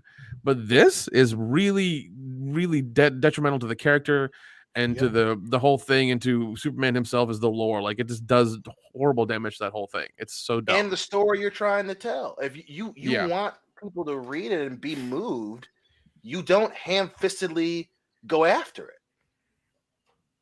it. The thing I say to people when this shit comes up, the perfect example is Sentry in Marvel. His whole thing is he has a fucking mental disorder, one so bad that it fucking kills him. That was his, because when he has a mental thing and he becomes the fucking Void, and he almost kills the Hulk. And the Hulk almost sacrifices himself to get to his friend. And Sentry, that was his whole character up until he died at Siege. So it's like, and we've said this on the show many times, especially about comic books. This shit exists already. Jessica Jones, that shit's been addressed multiple times. Even the show, I'm not the biggest fan of the fucking show, but even the show addressed it way better than this shit. So and again, I'm not saying I'm the most articulate dude when it comes to victims of these things, but as an empathetic human, that sends the wrong fucking message. It does. And I'm on board with truth, justice, and the American way for Superman.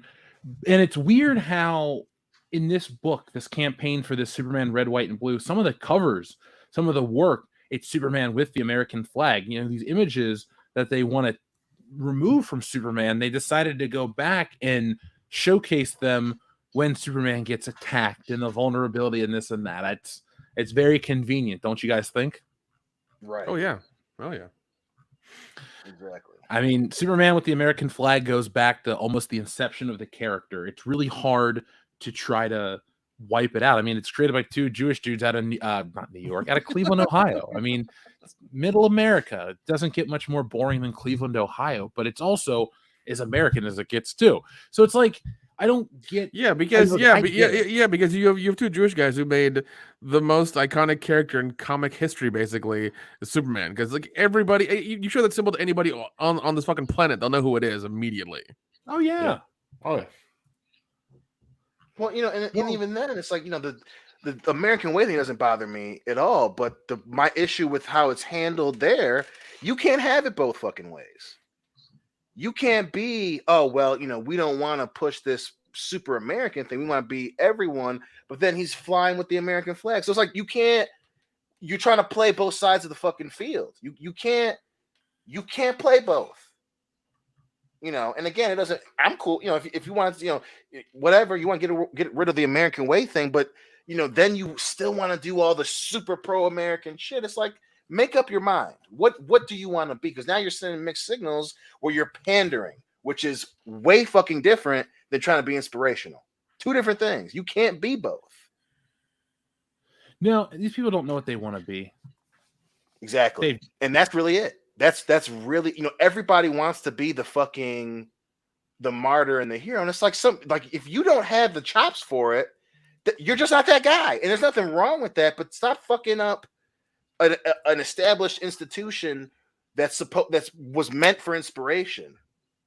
Exactly. Oh, exactly. People who are better at it. Yeah, and that's Superman's whole thing is like inspiration. That's what he's there for. Right. You're supposed to be like, man, my life's hard. I got to go to school. I got to work a job. Things suck. But I'm reading my Superman comic because I can get away from all of my problems for the next 20, 30 minutes and read about Superman and how he's saving the day. Now it's who the fuck is in today sucked. I worked a double shift and I'm gonna sit down and I'm gonna relax with my ramen noodles and I'm gonna read about Superman getting fucked in the ass. Right. Like who the fuck? And again, I understand, I guess but yeah, you're some poor schmuck who's like, fuck, I finally ordered these goddamn comic books and I'm excited to go pick them up. And my favorite character is Superman. I want to see him win. I want to see him punish the rapers. Not fucking, now he's down in the muck with the rest of us. There are characters that are supposed to do that. There are many, your Punishers and your Spider-Man and your Daredevils and your Batman and all that shit. But Superman's different. Yeah. And you trying to inspire people who have been fucked up. It's like what, and then he's never gonna. That's the part that pisses me off. If you're gonna do it, go all the way. Have it to where it's like, okay, now he's dealing with this shit, as opposed to we talk about it once and we're never gonna talk about it again. Yeah. Even if it's non-canon, like fucking, if you're gonna commit because you want to help people, if you're trying to be this altruistic diamond in the rough, fucking then handle it with care. Like you actually give a shit instead of trying to be like, hey, I wrote this one thing. And it was Superman getting raped, and you should give me all these accolades, and I'll take my Pulitzer now. Like, fuck you, man. Because you clearly have no idea what you're talking about. Entertainment. This is like just a microcosm of where we're at today. Entertainment is supposed to be entertaining. It's supposed to be entertaining. I worked all fucking day. I came home. The wife's bitching at me, and the kid won't shut the fuck up.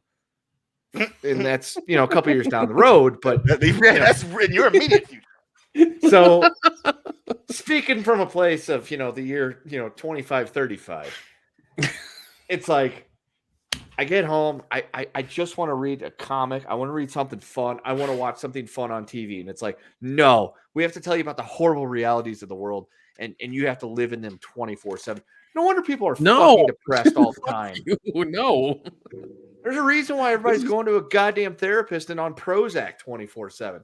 Yeah, it's also the reason why we're just watching old movies and old shows now because they were good and they're funny and they entertain us and get us out of that shitty day at work. That's why we're watching the old stuff. It's like earlier today, Jeff sent that thing over about hey, talk about 3 movies you watched from 2021, and I'm looking at the list. I'm like, I don't think I watched any movie that came out last year except for like one, because if I watched a movie, it came out from before last year, from multiple years before last year, because it's like there's nothing out there that I want to watch because it's all preachy shit. Yeah. Well, and that's the thing too is, and I'll continue to beat this fucking dead horse. Fans aren't shut up. Fans, God damn it, fans aren't stupid.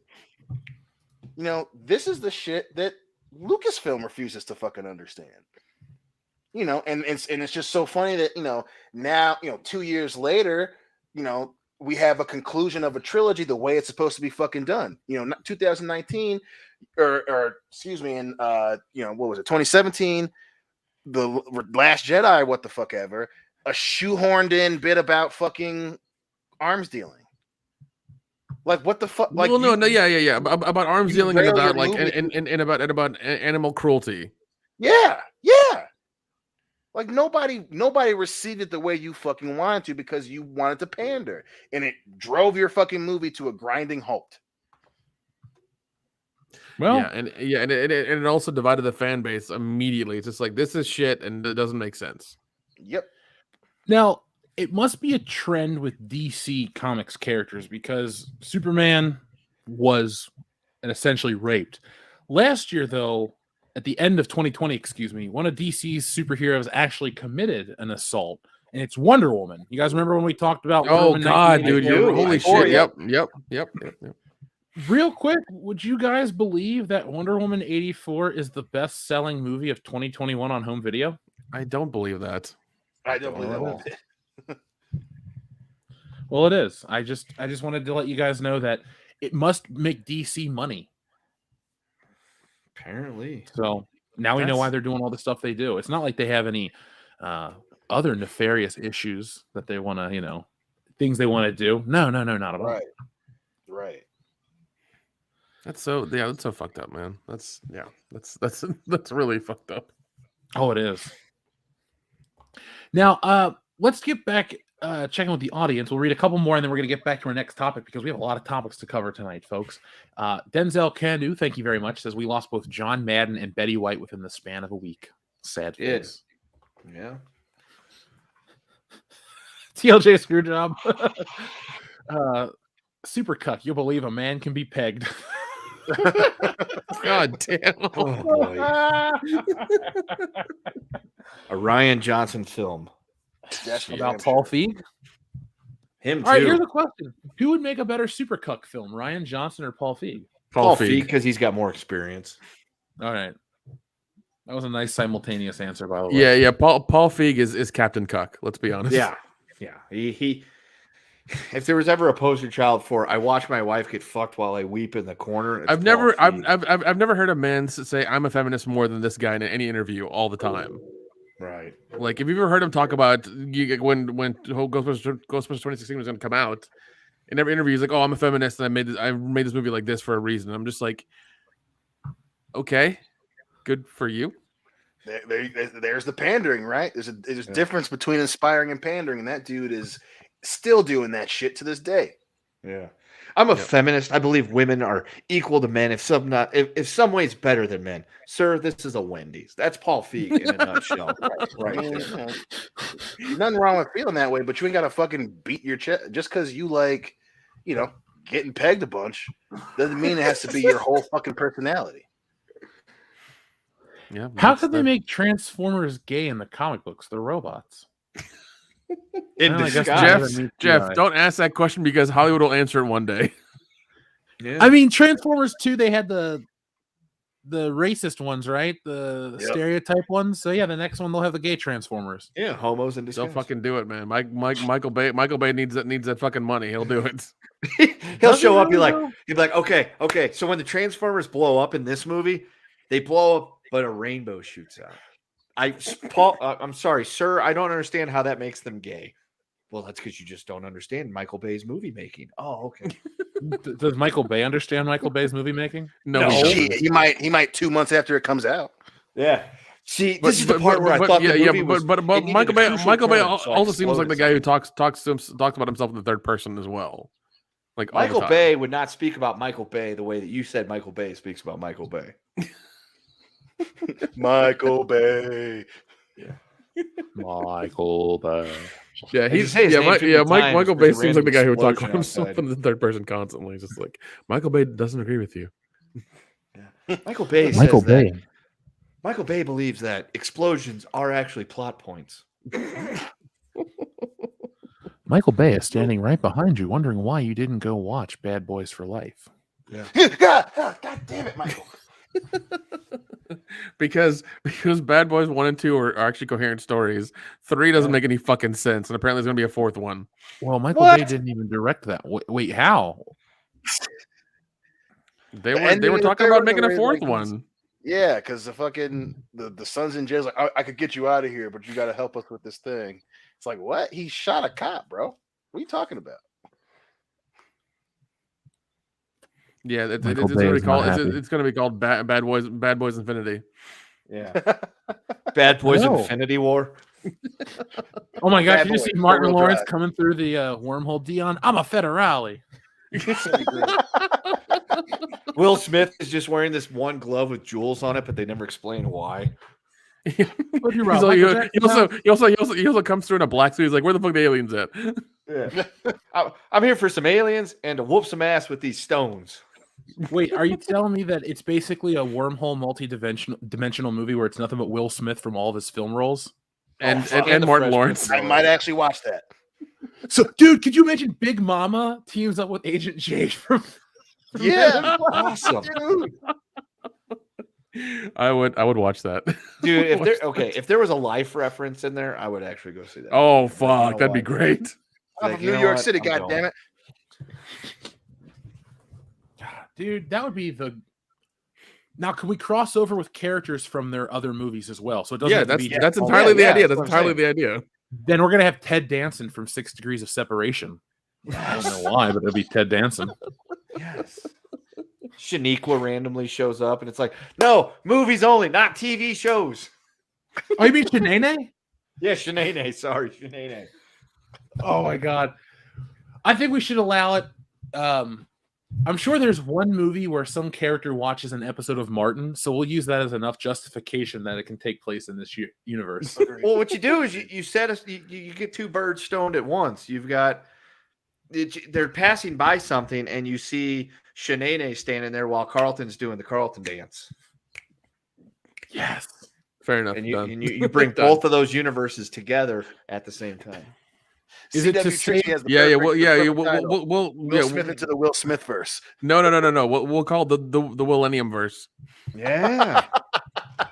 Rise of the Millennium. Millennium verse. back to the Millennium.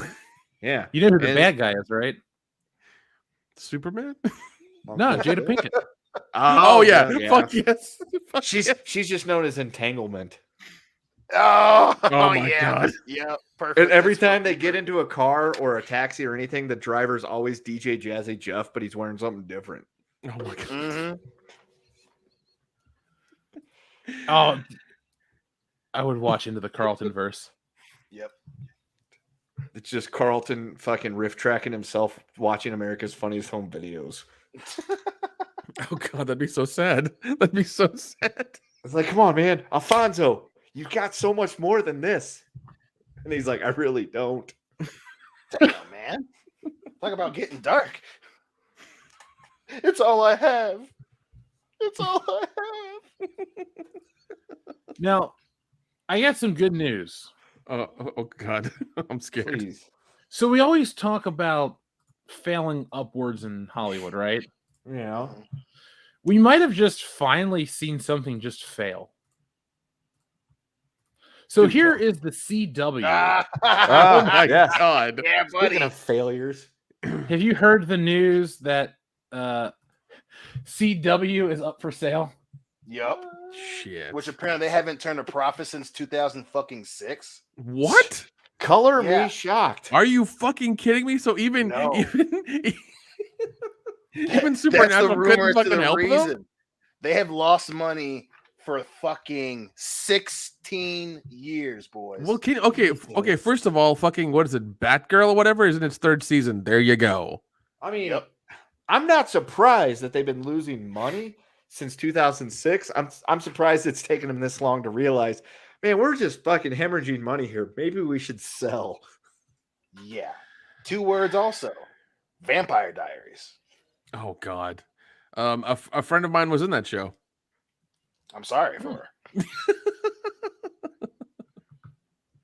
Now, here's a little of the story because I can't not tell you guys more about it. So the CW is up for sale. The broadcast network, home to shows like Batwoman and Walker, is being shopped by its corporate owners, Viacom CBS. Multiple sources confirmed to The Hollywood Reporter. The Wall Street Journal, which first reported the news, says that the local TV giant Nexstar is among potential suitors. Nexstar, which owns 199 local TV stations, as well as the cable channel news station and The Hill, is one of the largest owners of the CW stations. It isn't immediately clear whether Viacom, CBS, and Warner plan to sell the entire network or retain minority stakes. But yeah, it hasn't been profitable since 2006, Dion. You were correct. When it merged UPN and the WB, much of the revenue that is generated from the younger skewing network is generated from international and streaming sales, which for such scripted originals as The Flash and Dynasty. How much money can you have that you lose money for 15 years and then you finally take notice?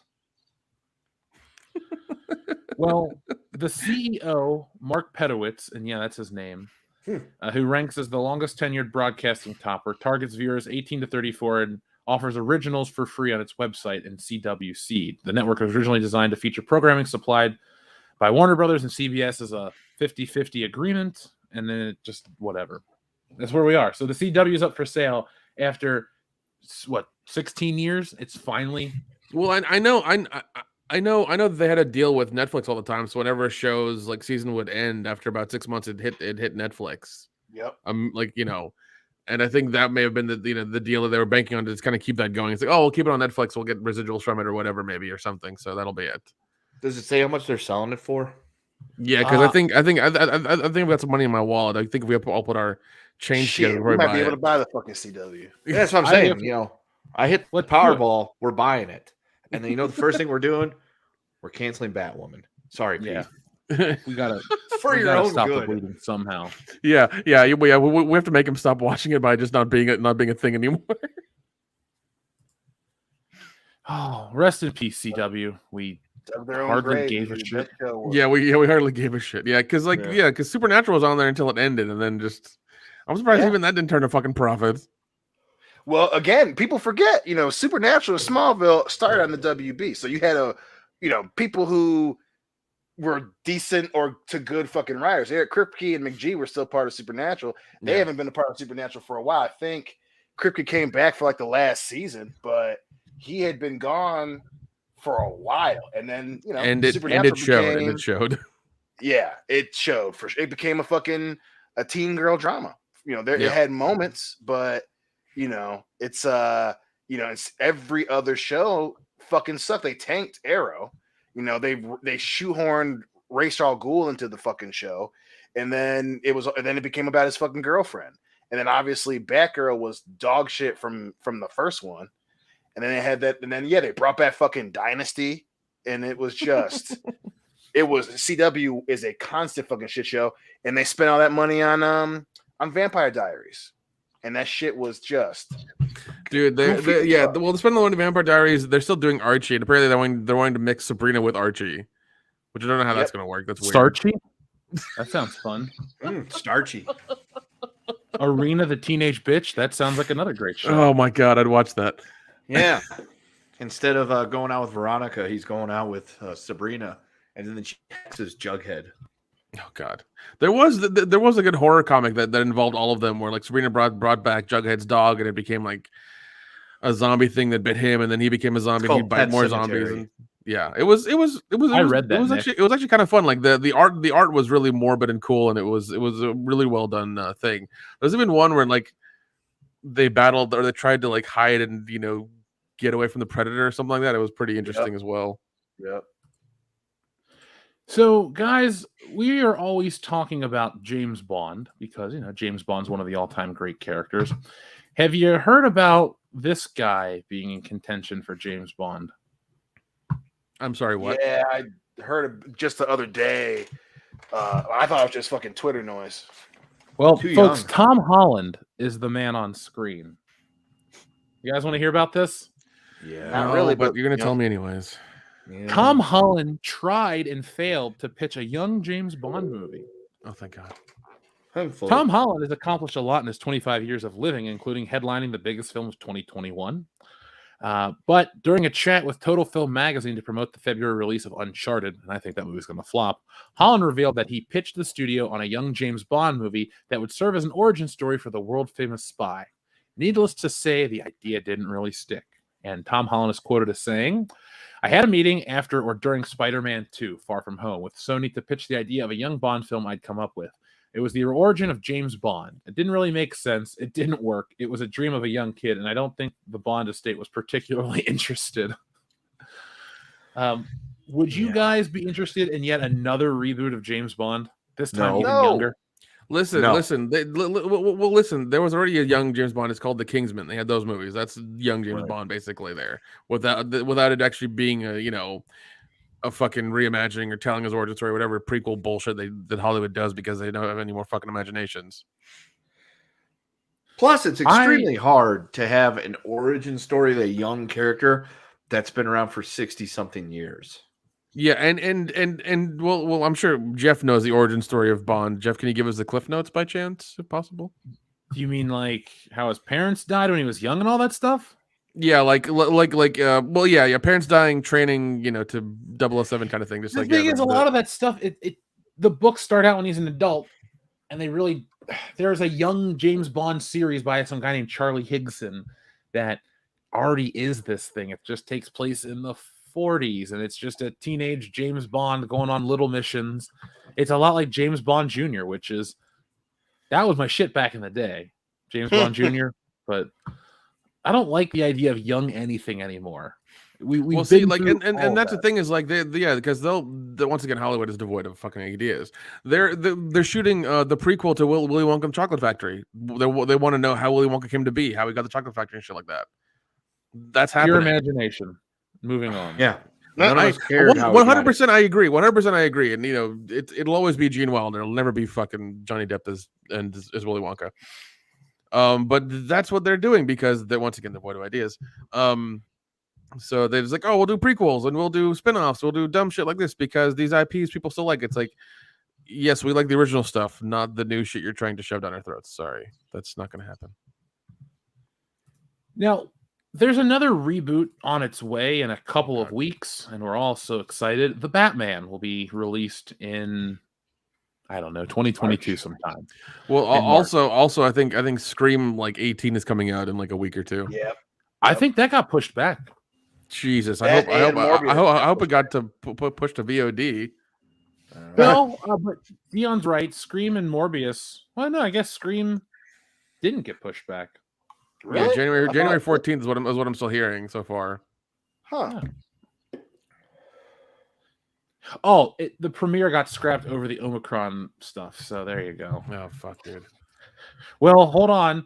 Scream opening weekend box office could break franchise record with projected opening of $30 to $40 million.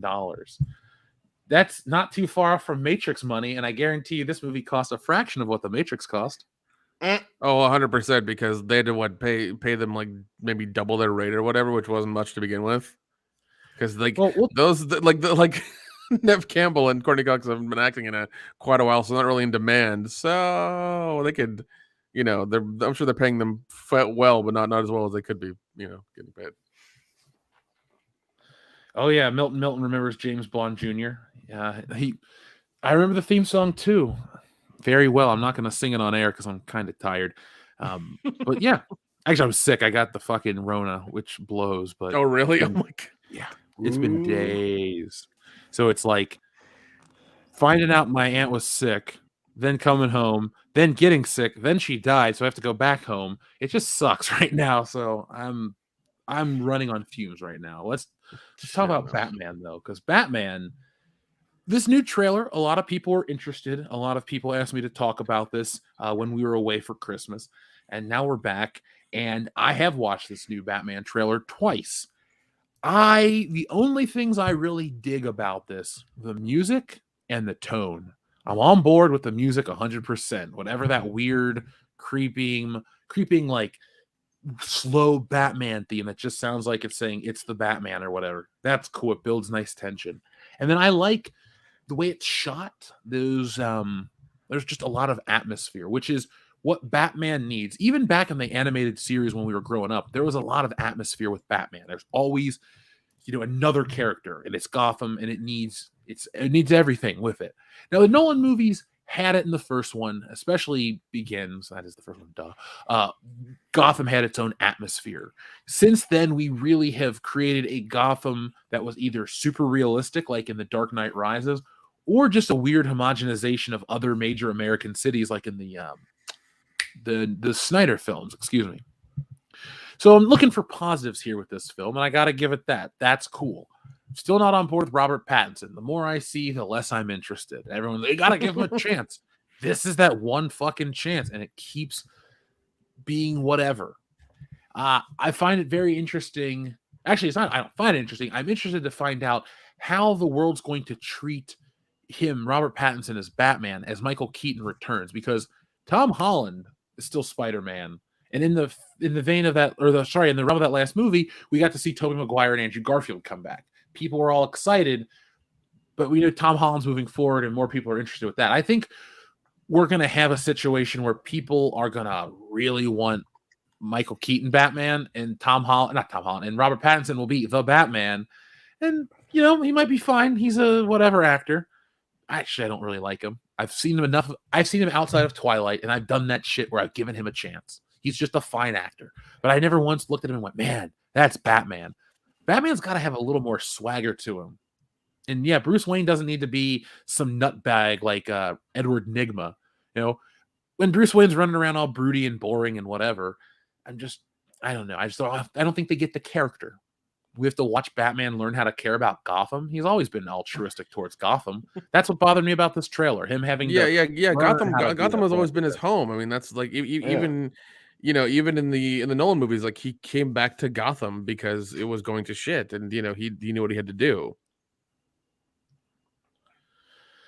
Oh, Miss Ninja Julian, send my well regards to your mom. It sucks getting sick like this, but it also seems like with the trailer they keep trying to grab a lot of modern movie aesthetics in it, because I'm seeing in the club scene there's a lot of John Wick kind of lighting and shit going on. They're trying to grab the mid and late 90s Batman kind of aesthetic of those other movies. They're trying to grab a little bit of that. There's some Nolan stuff as well with some of the scenes that they've shot. Like they're trying to grab all of the good stuff from all of the Batmans and pile it into this movie is what it seems like. Yeah, it does seem like that. And at the same time, it doesn't have its own identity. No, because and even then, the whole thing with Riddler looking like a psychopath is odd. Because I mean, he can have his like Riddle, he can have his like his suit and the question marks and shit like that, not look like the fucking Zodiac killer. Like he can have that and not look like that. Also the fact that you put what's his name in such heavy makeup is retarded. Like I don't understand that. Oh, Colin Farrell? Yeah, because like he looks like Richard Kind. He 100% looks like Richard Kind, and I'm just like, why did you just not hire Richard Kind to play this role? Do what? Richard Kind Dick. Oh God, such a nice dick. Yeah, and it's just a whole thing of just like, oh, what's going on, and then with all the other shit that's happening, with all the other shit that's happened through this movie, him like not wanting to work out or participate or be the character, this, that, and the other. It's just kind of like, why did you even bother taking the role? Like, why did you even bother doing this whole thing to begin with? Money. I guess those Twilight residuals aren't really happening as much as he thought they would. So he's kind of like, well, I gotta do something else. Well, it's a flash in the pan. I mean, the only people that still, flood their basement over the Twilight movies are in their 30s and 40s now. Yeah, and that's what 50 Shades of Grey is for. True. It was only 2008. Shit, you know. I mean, goddamn, you're gonna be trying to make us feel old. Fuck, man, fucking ease off the gas pedal there, Jesus. Dude, fuck. Something else happened earlier today that made me feel old. Wait, and I hold was on, like, hold "God on, damn it." hold on, hold on. I want to address something. Dion, are you a Twilight hard? Is that what you are? Don't you even start that shit. He You know is. good and He is. goddamn He well. is. You know No. good and goddamn well. Because when I was All referring I'm to Twilight saying people, is it when I was was referring to the Twilight 2008. people, it was you said us, and I'm just like Dion. I didn't say us. I said Yes, don't make you us did. feel old. I said Folks, you heard it here group, first. not us. Me Dion watching was Twilight, a Twilight motherfucker. person. Listen, I will. Dion, beat this is a you safe like an place, African kind of. gun. If you like Twilight, we won't make fun of you for that long. I'm just Listen, saying. this ain't Just this the ain't show. Jeff and Yeah, we Glitter. will. All right, this ain't Jeff and Glitter. All I'm saying Dude, is stop trying to you're change the saying that subject the here. Don't fans in their redirect. 30s and 40s, like, damn, the movie, like it was 2008. Like, you know, don't be trying to make me feel old, giving a dick. See, there you go again. There you go again. There you go again. Yeah, Boy, I mean, because all I'm yeah, saying. Look, you read the books in Oh, college. don't you were start that excited. shit, chat. Don't you start that shit, chat. Knock it off. Knock it off. All I'm saying is. I mean, it makes sense. Dark Fate, No. Twilight. I'm starting to see some parallels here. Okay, guys. Listen, I'm throwing punches when I see you. That's all I'm saying. No, you're not. Anyway, you sick fuckers. Listen, Dion. If you have a weird like vampire fetish or whatever, it's fine. You know what? You know, Fuck, like I'm just gonna pretend like I agree. accept your weirdness No. as long as you do it in a consensual manner. It's okay. It's whatever, man. No, R.I.P. deny. Anne Yeah, Rice. I wouldn't even go that far. I wouldn't even say that he's got a weird vampire fetish. I think he just enjoyed the story. He thought it was a really fun story and You know a what? fun film. No. I went to the Wells Hall to see it, and I refused to even. I bet. Oh my God! I mean, there was a really time where going- he probably thought Taylor Lautner was like the next breakout actor. You know what? The disrespect and the straight refusal to acknowledge that I don't like these movies is just. It's just so goddamn frustrating. Okay. I mean, honestly, I didn't see the other fucking Twilight movies, and I've made fun of them for fucking years. Okay, I am not a Twilight person. Are you All Team I'm saying- Edward or Team Jacob? Fuck both of y'all. All I'm saying is, I'm not super excited, but listen, Robert. I saw The Lighthouse. I thought he was good in The Lighthouse. Okay. The Lighthouse is an ultra weird movie. It Yes. is very artsy. It's got It is Willem really Dafoe. good though. It is really good though. It is fucking. It's a crazy ass movie, and I did like him in fucking that. nuts. And then when he was in Neapolis or whatever that one was called, I liked him in that a lot. I didn't fucking see Water for Elephants or whatever the fuck that was. God damn it, chat. Why not? But all I'm saying is, I'm still in the give him a shot boat for sure. My issue is the same with you guys. It's like there's not a lot of originality in this, and I got a lot of Fan Forstick vibes with the Riddler. I'm like, why does he look like a fucking disgruntled e-boy? Like, I'm not a fan of that shit. Like, you know, I don't want to see Batman versus 7. I want to see the Riddler, you know. And then that's also, exactly. you know, It looks like Batman versus 7. Like that's kind of what I was I was alluding to as well. It's like it looks like that too. Yeah, for sure. And I'm not a fan of the question mark in the coffee shit. You know, like the Riddler he's not a barista, or he's not a talented failed artist. Like, the dude's a genius, and he sees himself as the mental superior to fucking the world's greatest detective. You know, so to diminish him into a 7 ripoff, I'm not a big fan of that, and I'm not a huge fan of the Batmobile either. Like, you know, we'll just put a fucking jet engine and some crash bars on a Charger, boom, Batmobile. So, you know, that part I'm not a fan of. And again, I'm not the whole bat and the cat thing. It diminished my excitement a little bit. You know, where she's like, you know, they're trying to allude where he's in love with her, and she's also his equal, and it's like that's not the dynamic between Batman and Catwoman. Like, yes, she was very talented, she's a talented thief, she can take care of herself, but she's not a superhero. Like, she's not going out there and beating, you know, Talia al Ghul and shit like that. That's just not her. That's not where she's at, and I don't like her being like, oh, you know, this is we could do this, the bat and the cat. I'm like, calm the fuck down with that shit. You know, but still, the action looks legit. The thing I've always understood about the Catwoman and Batman is there's always a sexual tension there, because like he could catch her and she could escape, but they just kind of like playing that whole thing. Exactly. That's the dynamic. Like, he could catch her, but he digs her. She doesn't get away because he can't catch her. She gets away because she knows that he likes her, and she uses it against him sometimes. That's the advantage. She has an advantage. She's not his equal. It's a very different thing, and they even touched on that, and I think it was Return of Ra's al Ghul, where Talia beats the fucking shit out of her, and she specifically says, "You're not his equal. You're not good enough for him." Yeah. This is a woman who's one of the most dangerous human beings on the planet, fucks Catwoman all the way up. And again, she can, but her role, people, and that's another thing about people who pretend to love Batman. Like, they don't want to acknowledge that. Like, Catwoman is cool as shit, but she's just not that guy, pal. She's just not that guy. Yeah. So I'm not planning on seeing this movie in theaters. I'm gonna wait because I am not in any way excited for this movie. I don't care if you want to go see it. I know Dion will because he loves Twilight and he loves Robert Pattinson. That's fine. I don't hold that against my friend. I still love the guy. We'll do anything for him, even if he's got these weird proclivities. But I don't care about this movie. I've seen the trailers. Nothing about this movie has gotten me excited, and I fucking love Batman movies.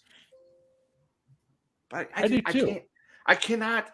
Nothing. Like, we'll get to it about how you can show me a trailer for a movie and things that you would just be like, oh, it's just whatever, might actually get me like all excited. This is not one of those things. I can't do it.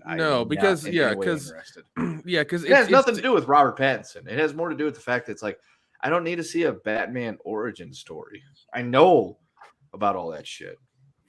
Yeah, exactly. Like, DC's just as bad as Marvel right now because they're all over the place. Like, they're doing this Batman movie, but they're doing another one with Flashpoint. Like, it doesn't make sense, and you're gonna really mess with the general audience in general.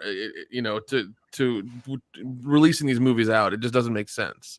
And also, I mean, we had the dark brooding Batman with Nolan stuff. We had the realistic one there, and those movies were a lot of fun. They were really good.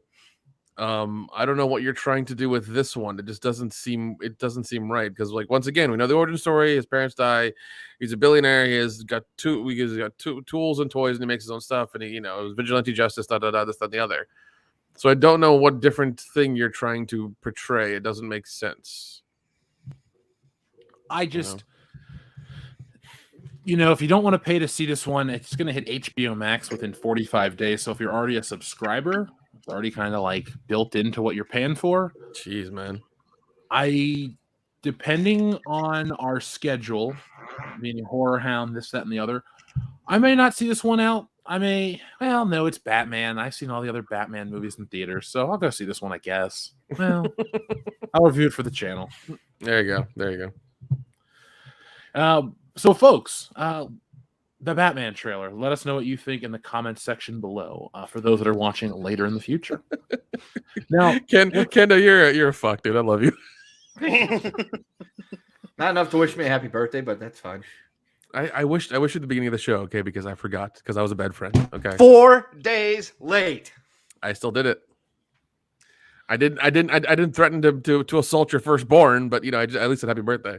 I'd respect you more if you did. Whatever. See? What the fuck you. ever. Like, that's a personal thing that he can keep. At with least, him hey, at and least share with his son. at least I'm not team vampire. You know okay, what? see, all right. Your return served. That's fine. I'll give you that one. that was mean. Bastards. I don't know what's worse, the fact that Dion wants to assault my child as soon as he's born, or the fact he loves Twilight. You know what?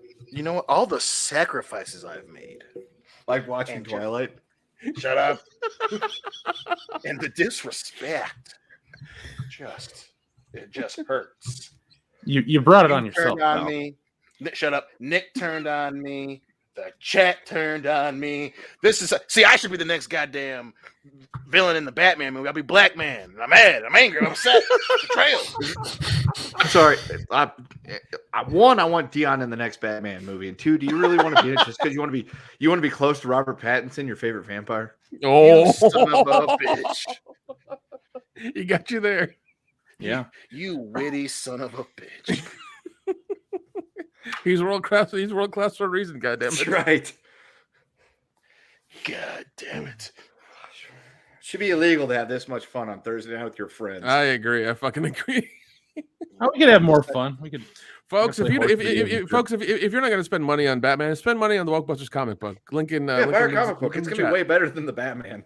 Yeah, it is. yeah, we always fun to talk about it. I'm always worried about spoilers, but it's like you can't really spoil Wokebusters because it's exactly what you think it is. All these crazy triggered people are going to get blasted with reason, logic, and well, a couple other things, but But they're gonna have not a lot like of fun at their Superman. expense. They will not get No. blasted like Superman did. Oh God.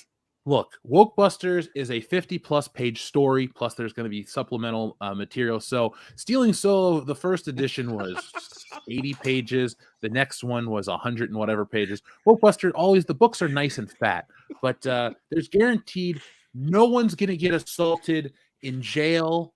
I don't think anyone even goes to jail in this story. Yeah, there's no prison. Sorry. Yeah, I can make you all the guarantees. The shit that DC puts in their books, we don't put in there. Why? Who would want that? Who is it for? Those books are for nobody. Who is Wokebusters for? Everybody. Back it. Link in the description below. Now, I love Dion's comment. This is how Sith Lords turn. Yeah, whoever runs What, the by Dion watching this Green video? account is just fantastic. They know what they're doing. No, it's legitimately me. Really? Yeah. I thought I it would was just never one of our- never hide from the fans.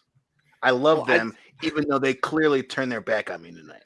I assumed it was one of those numerous parody accounts that show up on a regular basis that are either It was the double turns. entertaining That's what I and/or was going dumb. for. It was like, hey, it's be funny. I'll just be Dion Green, my full name, and everyone will think that it's not me, and then but it actually will be me. Well, So the I've been picture through is what So's throws world. it off.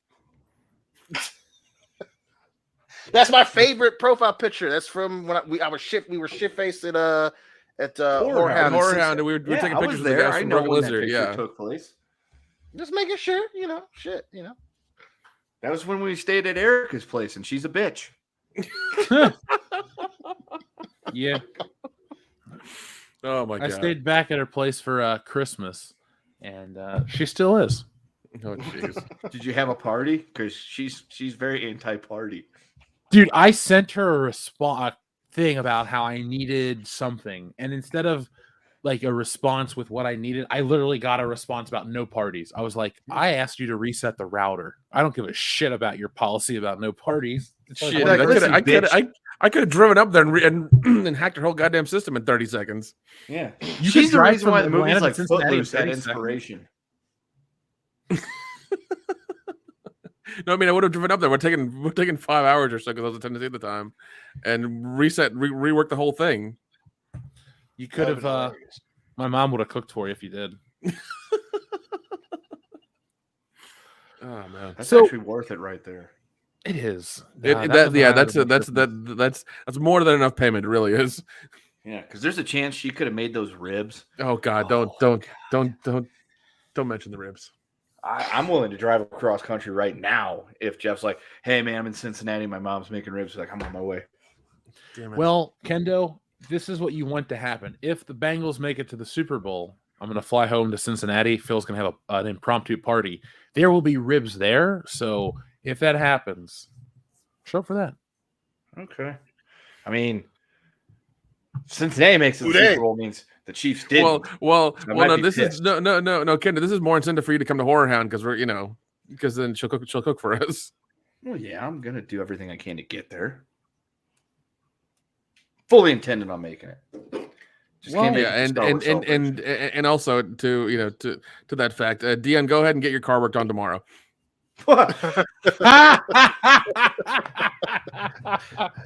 Damn.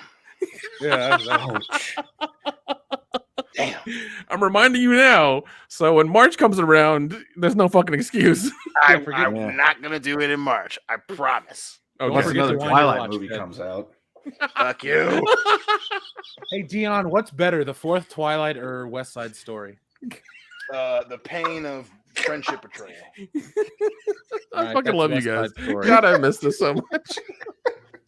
I feel like a little black kid in Angels in the Outfield. all day They're today. gonna adopt me.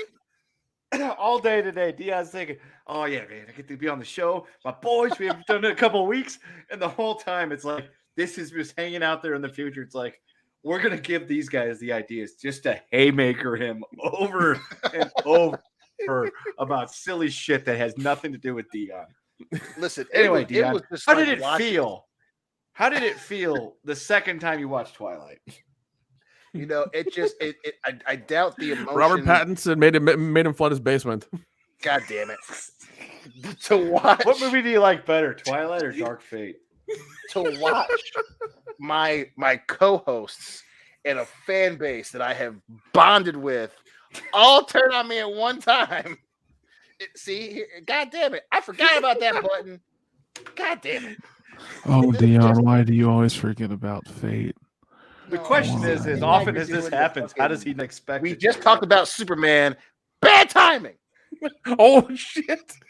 Are you really comparing that with me? Because I can Oh give my you a God. Superman treatment you'll never forget. Don't say that. Oh, I'll give you truth. I'll give you justice. I'll give you the American What way. is happening to me? Why the American way? So many things. So many I things. thought that I'd be This on the is show. this is the greatest way to start out the fucking year in the podcast. Yeah, One of us does not feel that way. Jeff feels that way. I What are you feel talking that about? way. Oh god, ladies and gentlemen, make sure you press that like button for this episode because it's the best one of the year so far. Yeah, that's the This is our best of the year. episode of 2022. Susan doesn't like it. Well, that's why we're having a good time. Yeah. If Susan hates it, then we're doing something right. Now, let's talk about something everyone else hates. Gal Gadot and Hollywood's Imagine video. Last year, during the pandemic, the thing we all needed was a bunch of rich people to tell us, it's okay. Imagine a world without money, as you have a lot of it. So Right. nobody liked this video, and even less people like the celebrities that are in the video.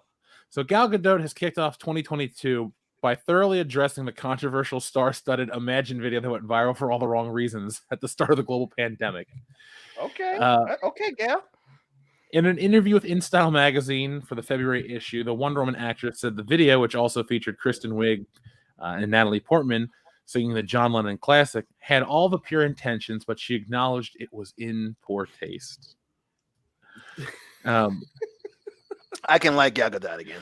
This is shit we were talking about with Vince. Where just like people want to keep their jobs, so they won't tell them that this is a bad idea. They're just like, yeah, go ahead and do it. It's fine. Yeah. At no point was somebody no publicist was like, listen, the pandemic's happening. People are being shut down and losing their jobs and may or may not have their houses or food to eat. You're very wealthy people that can afford to just have shit delivered to your mansions. I think you should sing a song written by a hypocrite who beat his wife and abandoned his child for some bitch that can't sing, all the while being a hypocrite and saying, imagine a world without possessions, while he was a multimillionaire living in an exclusive neighborhood. Yeah, do that. Go ahead and sing that song with all these other celebrities. That'll make the world feel so much better. Fuck John. I'm with you. Listen, it was hilariously a bad idea, but Nick and I say this all the time. The universe had a fucking sense of humor because as shitty as the pandemic was, especially at that time of the year, to be reminded that super famous and rich people really have no fucking idea anymore about how the world works. It's just too goddamn funny. There isn't a motherfucker in the world who makes less than $70,000 a year who would think that that's a good idea. Billions of people on the earth would have filmed themselves doing that and their other friends, and they would have watched it and said, yeah, no, I can't release this. She did the opposite. She got her rich friends to film in their rich ass houses, and she did too with her gorgeous fucking face, and they watched it. I didn't know you felt and they that were way like, about yeah. Pedro Pascal. And Pedro Pascal, who's already fucking sensitive as fuck, and her and Pedro watched it, and they were like, yeah, the world needs this. There's nothing fucking funnier. The only thing that comes close is Natalie Portman having a production studio that still doesn't have a female director. That's almost as funny. But holy shit! Listen, Oh shit! That reminds me. That reminds me. The Oscars are coming up soon. We got to watch that shit and start commenting on that shit. We got to do another live stream of that because that shit. Oh, Was we will. It's our tradition. Good, dude. because it was fucking, way too fun. Because even fucking that's love another it. one. When they fucking had all the first responders, we want you to know that we love and appreciate you while they're all wearing their fucking normal work clothes.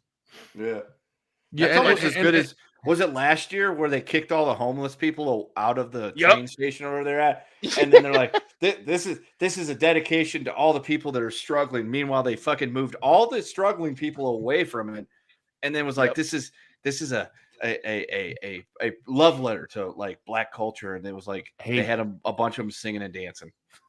Guys, I got great news. Yes. What? We want to do our Oscar watch party, right? Yes. Yeah. Right. It's Horror Hound weekend. No. They pushed it back to March. March 27th is the Oscars this year. Oh my god! It's so okay. So it's that Saturday then. Please, I know I took the. No, that's Sunday. No, I took them. I had to take them. It's that Sunday. Yeah. Wow. March Okay. So we're 27th gonna is have to Sunday. stay another day at Erica's shitty no party apartment and Fuck that bitch. get drunk and watch this with friends. Oh, we were always gonna get together and watch the Oscars for the channel, but now we'll be at Horror Hound for it. So, yay, we'll be in person. If I have to drive all day, which I've proven I can do, I'm making it. You're a good man. Milton, thank you very much. By the way, I just like your message. So. Hollywood, they had to apologize because their Out of Touch song was embarrassing. So thank you, Gal. Actually, I still like Gal Gadot. She's great looking. She's a pretty solid actress.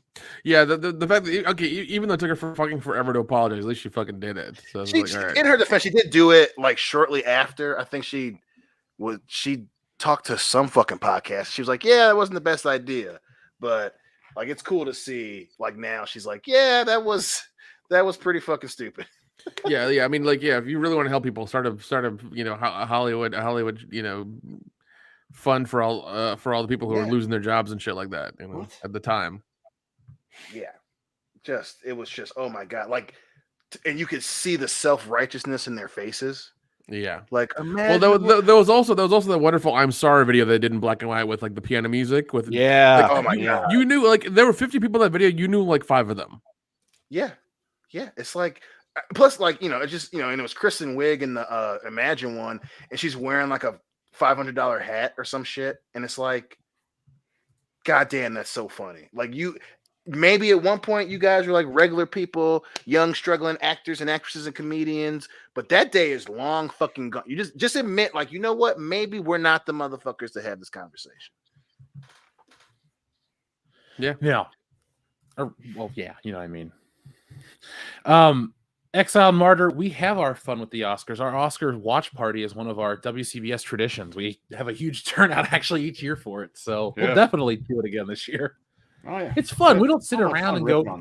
Yeah, and then we put a very special version on Patreon for everybody to enjoy afterwards. So yeah, we don't like literally have an investment in any of the movies. And we're like, oh my god, no, we don't. We just get Ferris Bastard Baby wins for Best Picture. It's always like these people are fucking stupid. I hate them. I hope Ricky Gervais is hosting again. I really do. I don't think that's ever going to happen. Yeah, I think he pretty much burned that bridge as hard as he could. When he pretty much called them all Kevin Hart. Can we please get Kevin Hart? Because he wanted to. He pretty much called them all pedo apologists for Epstein, and I don't think they're ever going to bring him back. The truth hurts. Yeah, well, anyway. Yeah, when you got Tom Hanks giving he's right though, face. Your ass ain't coming back. Now, speaking of coming back, Beavis and Butt-Head are coming back soon, and Mike Judge has released Mike Judge has released images of Beavis and Butt-Head. So, for those watching, here's what Butt-Head looks like. What do you guys think? I think that the only thing Mike Judge should release is all the Beavis and Butt-Head episodes, including the originals on. Yup. There's old man Beavis. No. I don't care about old man Beavis and Butthead. Why is when they're why is he wearing a teenagers V-neck making with fun of music glasses? He videos, looks that's like he when they're owns a funny. fucking tech startup. What's going on there? I bet you all this is what they would look like if they aged up properly, like from 1990 to now. But I guarantee when that new Beavis and Butthead show drops, it's just going to be them looking the same. I hope it is, at least. I mean, well, here's the thing. Whenever all of a sudden these old properties come back now, they're very woke and nobody likes them. So once again, I'm hopeful. I hope this is good, but time and time again, we've been proven right to where like they take these old IPs or people who've seen these things that we used to like when we were kids, and they'll bring them back, and all of a sudden they're trash. So oh, so I'm just reading the chat. Joseph Yanovich, you'll get your rush. Don't worry. Yeah, I mean, Mike Judge has some leeway. I will give him leeway because he's never fucked me over before, but that doesn't mean he can't. I got faith. Old Beavers, they actually look kind of funny. I think I'd give it a shot for sure. I could see him, and it's probably like just like a flash forward type of deal. But yeah, I if anyone can get the job done, it's Mike fucking Judge. I mean, that's true, but old Beavis and Butthead are the same reason why I'm not looking forward to the Jackass movie that's coming out this year. It's like, I saw you guys in your prime. I don't need to see you as old. I see what you're saying with that. I know where you're going with that. I see what you're saying, but I'm not gonna lie. I'm a mark for the new Jackass movie, man. I mean, no. I am too, and here's why. They're releasing a Jackass movie in 2022. The fact that they're doing that and they're able to do it in theaters tells me there's a little bit of fucking hope. Even though it's a sliver of goddamn light, it's a little bit. I'm gonna go look. I'm gonna go see it because I've seen all three. I'm gonna go financially support it. I'm gonna go financially support it as well because like that we need more ridiculous shit like that. But the thing is, I don't need to see 55-year-old Johnny Knoxville doing something stupid and cracking his skull open. I know we don't do that enough. But we kind of do. No, Kendo. After the 2 years we fucking had, we need to see that. I'm sorry, but we need to. It needs to happen. Do we though? Yes, we do. Yes, we do. I don't think we do. So. I think so. Yeah, we do. We do. After all the ridiculous woke bullshit and all the other crap that's gone on in the world, we need to see people hurt themselves a little bit, just a little bit.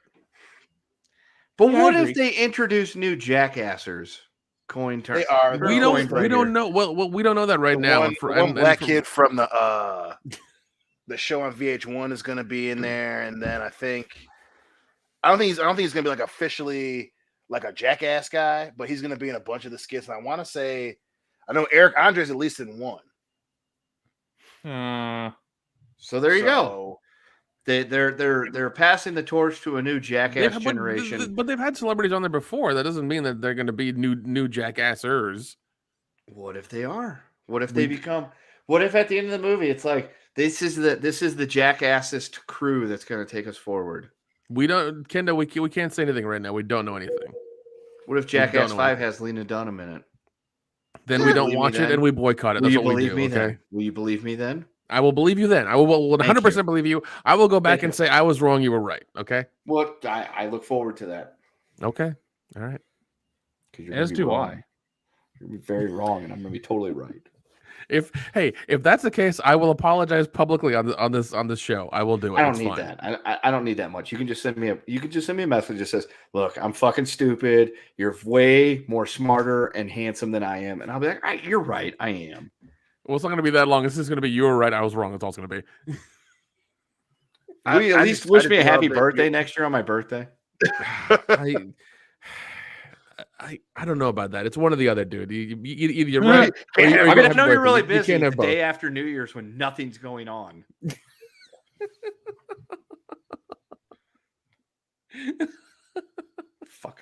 Fucking friends, you all suck. Oh God. To the Council Kraken who says stop supporting people that hate you, make your own entertainment. I agree 100%, folks. That's why we have Wokebusters. We have. There you go. You can grab Wokebusters. I'm gonna have I'm working on a trailer right now. I'm excited. The artwork looks awesome. Don't really want to pat myself on the back or anything, but I'm proud of it.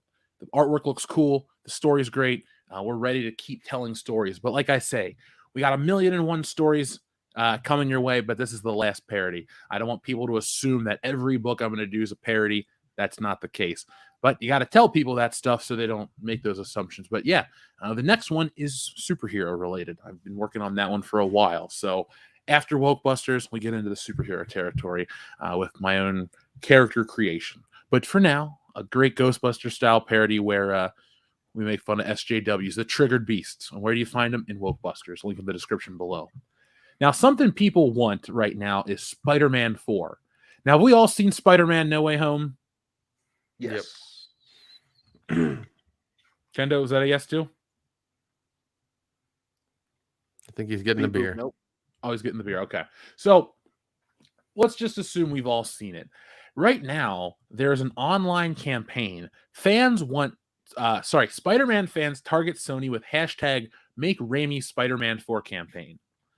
Hot on the webs of Spider-Man No Way Home, fans are pushing Sony Pictures to make a fourth film in the Sam Raimi, Tobey Maguire Spider-Man series.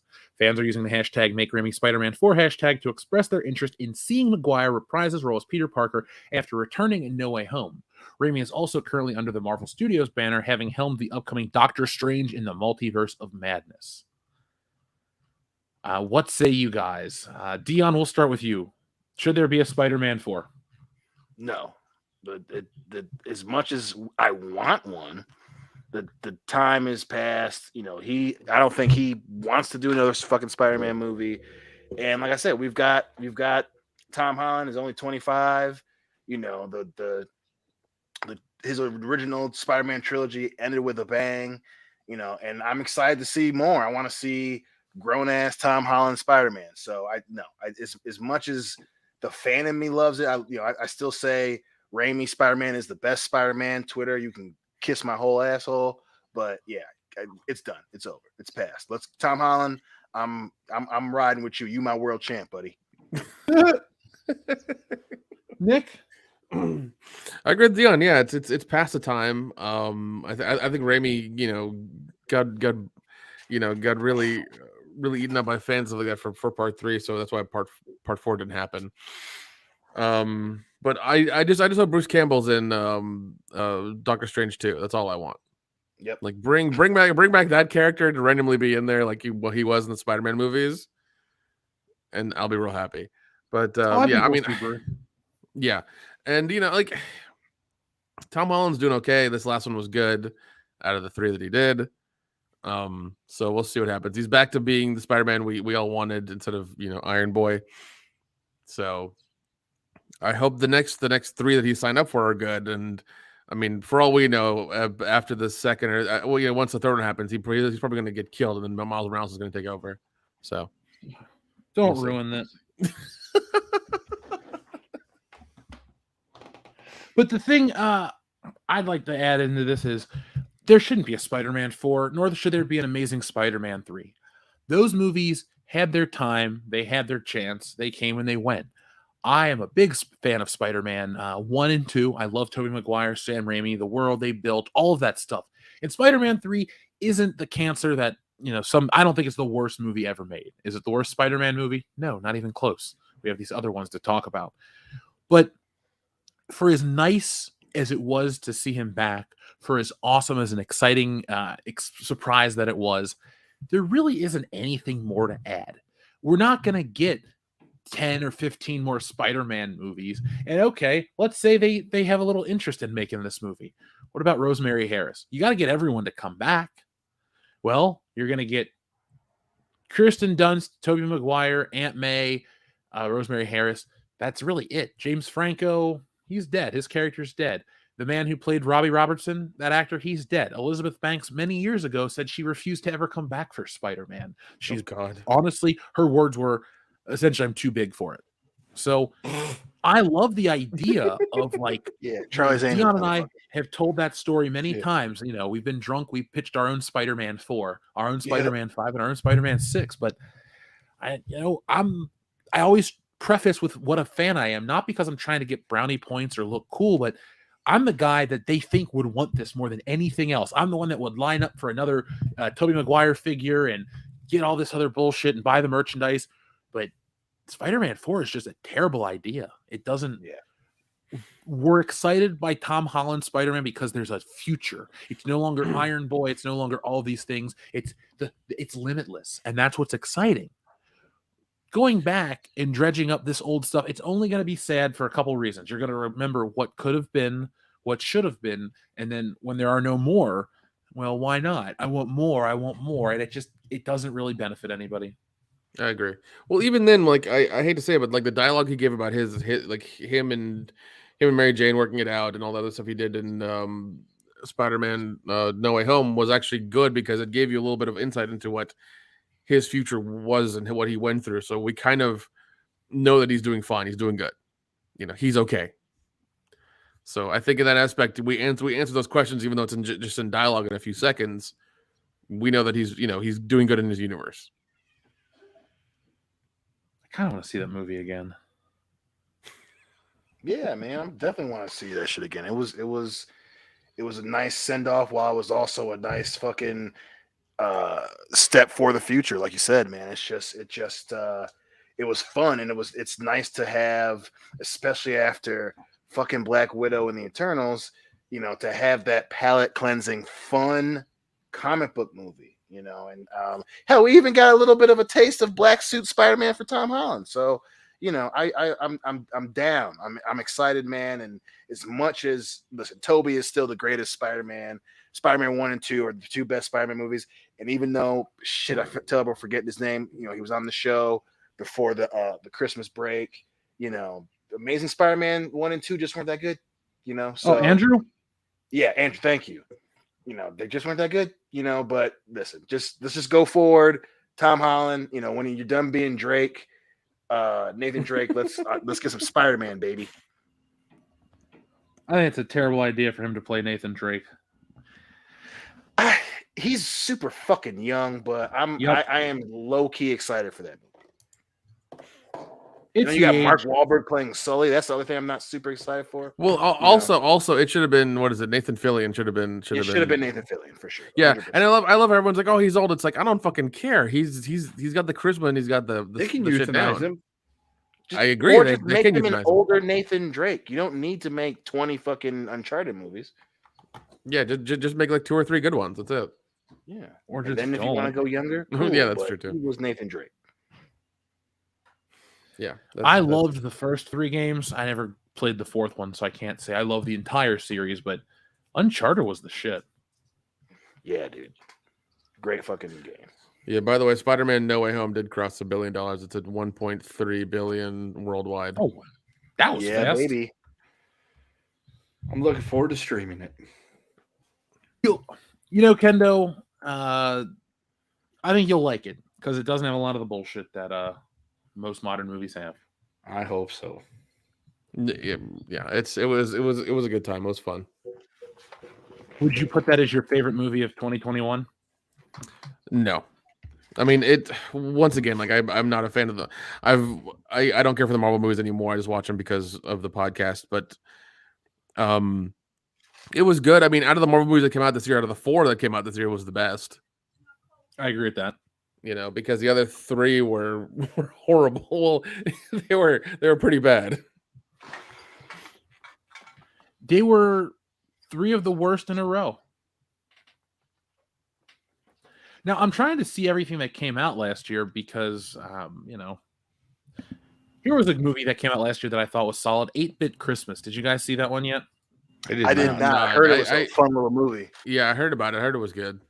Nick, I think you'll love it. Dion, I think you'll like it. Kendo, I think you'll love it as well because it's definitely skews a little older for its pop culture-iness. It's definitely an 80s movie.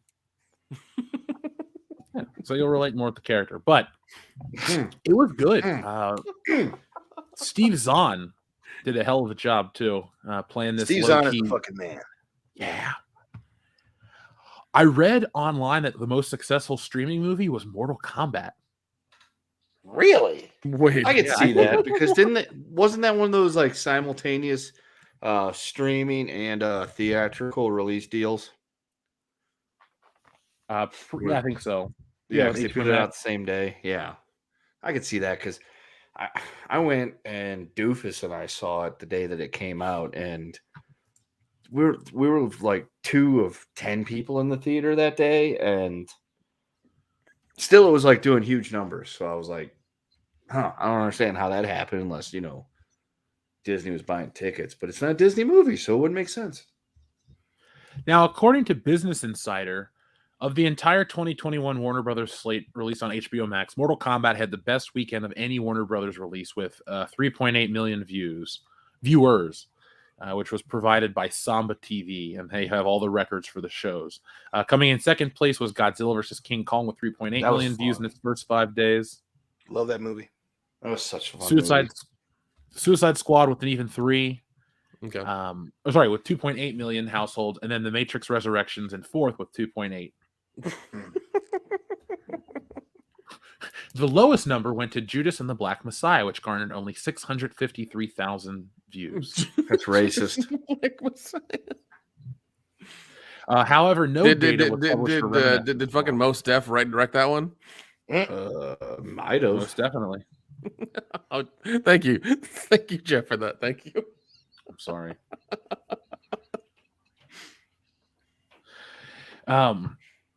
Adrian Vergara, I read that. We'll talk about that in a moment. Actually, let's get back with the audience because there's a lot of stuff I still would like to cover tonight. So, Denzel Canu, thank you very much for your super chat. Andrew Clark says, send Burnside Bridge photos to which email? If you send those to worldclassbs at mail.com, the best mail. .com. And you put Burnside Bridge photos and then just tell Kendo or Nick to forward those to me. That'll be the quickest way to get them because Andrew, I'd appreciate that. And yeah, folks, what Andrew's doing, he's helping out. Wokebusters, part of the story takes place in Portland, Oregon, which is the hub of a lot of craziness. And it's ironic too, because when I was doing research for the book, it was like, it talks about how Portland is this on the outside, this inclusive city, but in reality, it's like this weird insular city. And it talked about the reasons and how people don't really want friends and all this stuff. It was a fascinating read. So I'm making sure that is the fifth Wokebuster is Portland, or actually, no, it's not a character. It's a character, but not one of the Wokebusters. But Portland's its own interesting thing. So with Wokebusters 2, I'm actually treating this like some of the old Marvel artists used to, where they would look at the city and they would actually piece it together in a fairly realistic way. So I've gone back with this one and I figured out where each event takes place and kind of figured out how to draw it and how to piece it together for a richer experience, really. Because I don't know, I feel like it adds to a story when this is actually how it would be. So there you go. Just taking extra little steps to make Wokebusters more fun. Is it really that people in Portland are isolated and don't want to have friends, or that people that are outside of Portland don't want to be friends with people inside of Portland? Like you meet somebody like, yeah, man, it's like, hey, what's going on, man? How you doing? Oh, how's it going? Hey, where are you from? Oh, I'm from St. Louis. Where are you from? From Portland. Oh, I'll see you later. Well, one of the jokes in the book is how, you talk about a city that wants to be so progressive and inclusive, yet you as the white Wokebuster are the only one that can get shit done. Like there's a scene, folks, where that's just, art imitating life. That's funny as hell. Well, we need to get a location in the book. So Nick, Kendo, and Dion, and I, we actually go to get said loan like the Ghostbusters do. And we have stellar credit and enough, funds to do it. But for some reason, we still can't get a loan. So we take Kendo to the bank, and the bank manager thinks that Kendo is our boss. He not only offers us a loan with Kendo there, he offers us, we get a better APR or whatever. So thank you, Kendo. You really helped us. Well, I mean, the privilege comes in handy every now and then. I love that so much. It's so on point.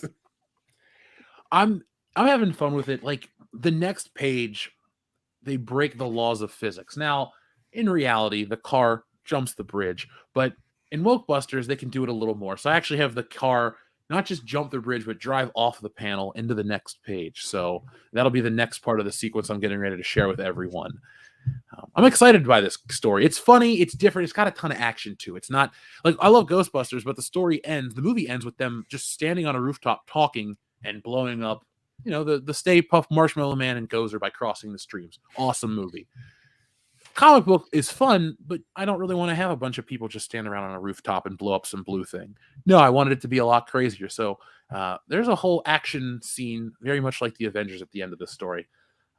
Kendo, Nick, Dion, you guys limber? You ready to swing around the city and fight some Huyas? Does that mean we get some? Are we getting some shawarma afterwards? We can if you'd like. Because I heard there's a good shawarma place. I've been wanting to try it. Well, it's better than all those fucking soy lattes they try to pump us full of in the comic book. But you know, I mean, that's fair. I mean, I don't want any of those either. No, it's too late for that.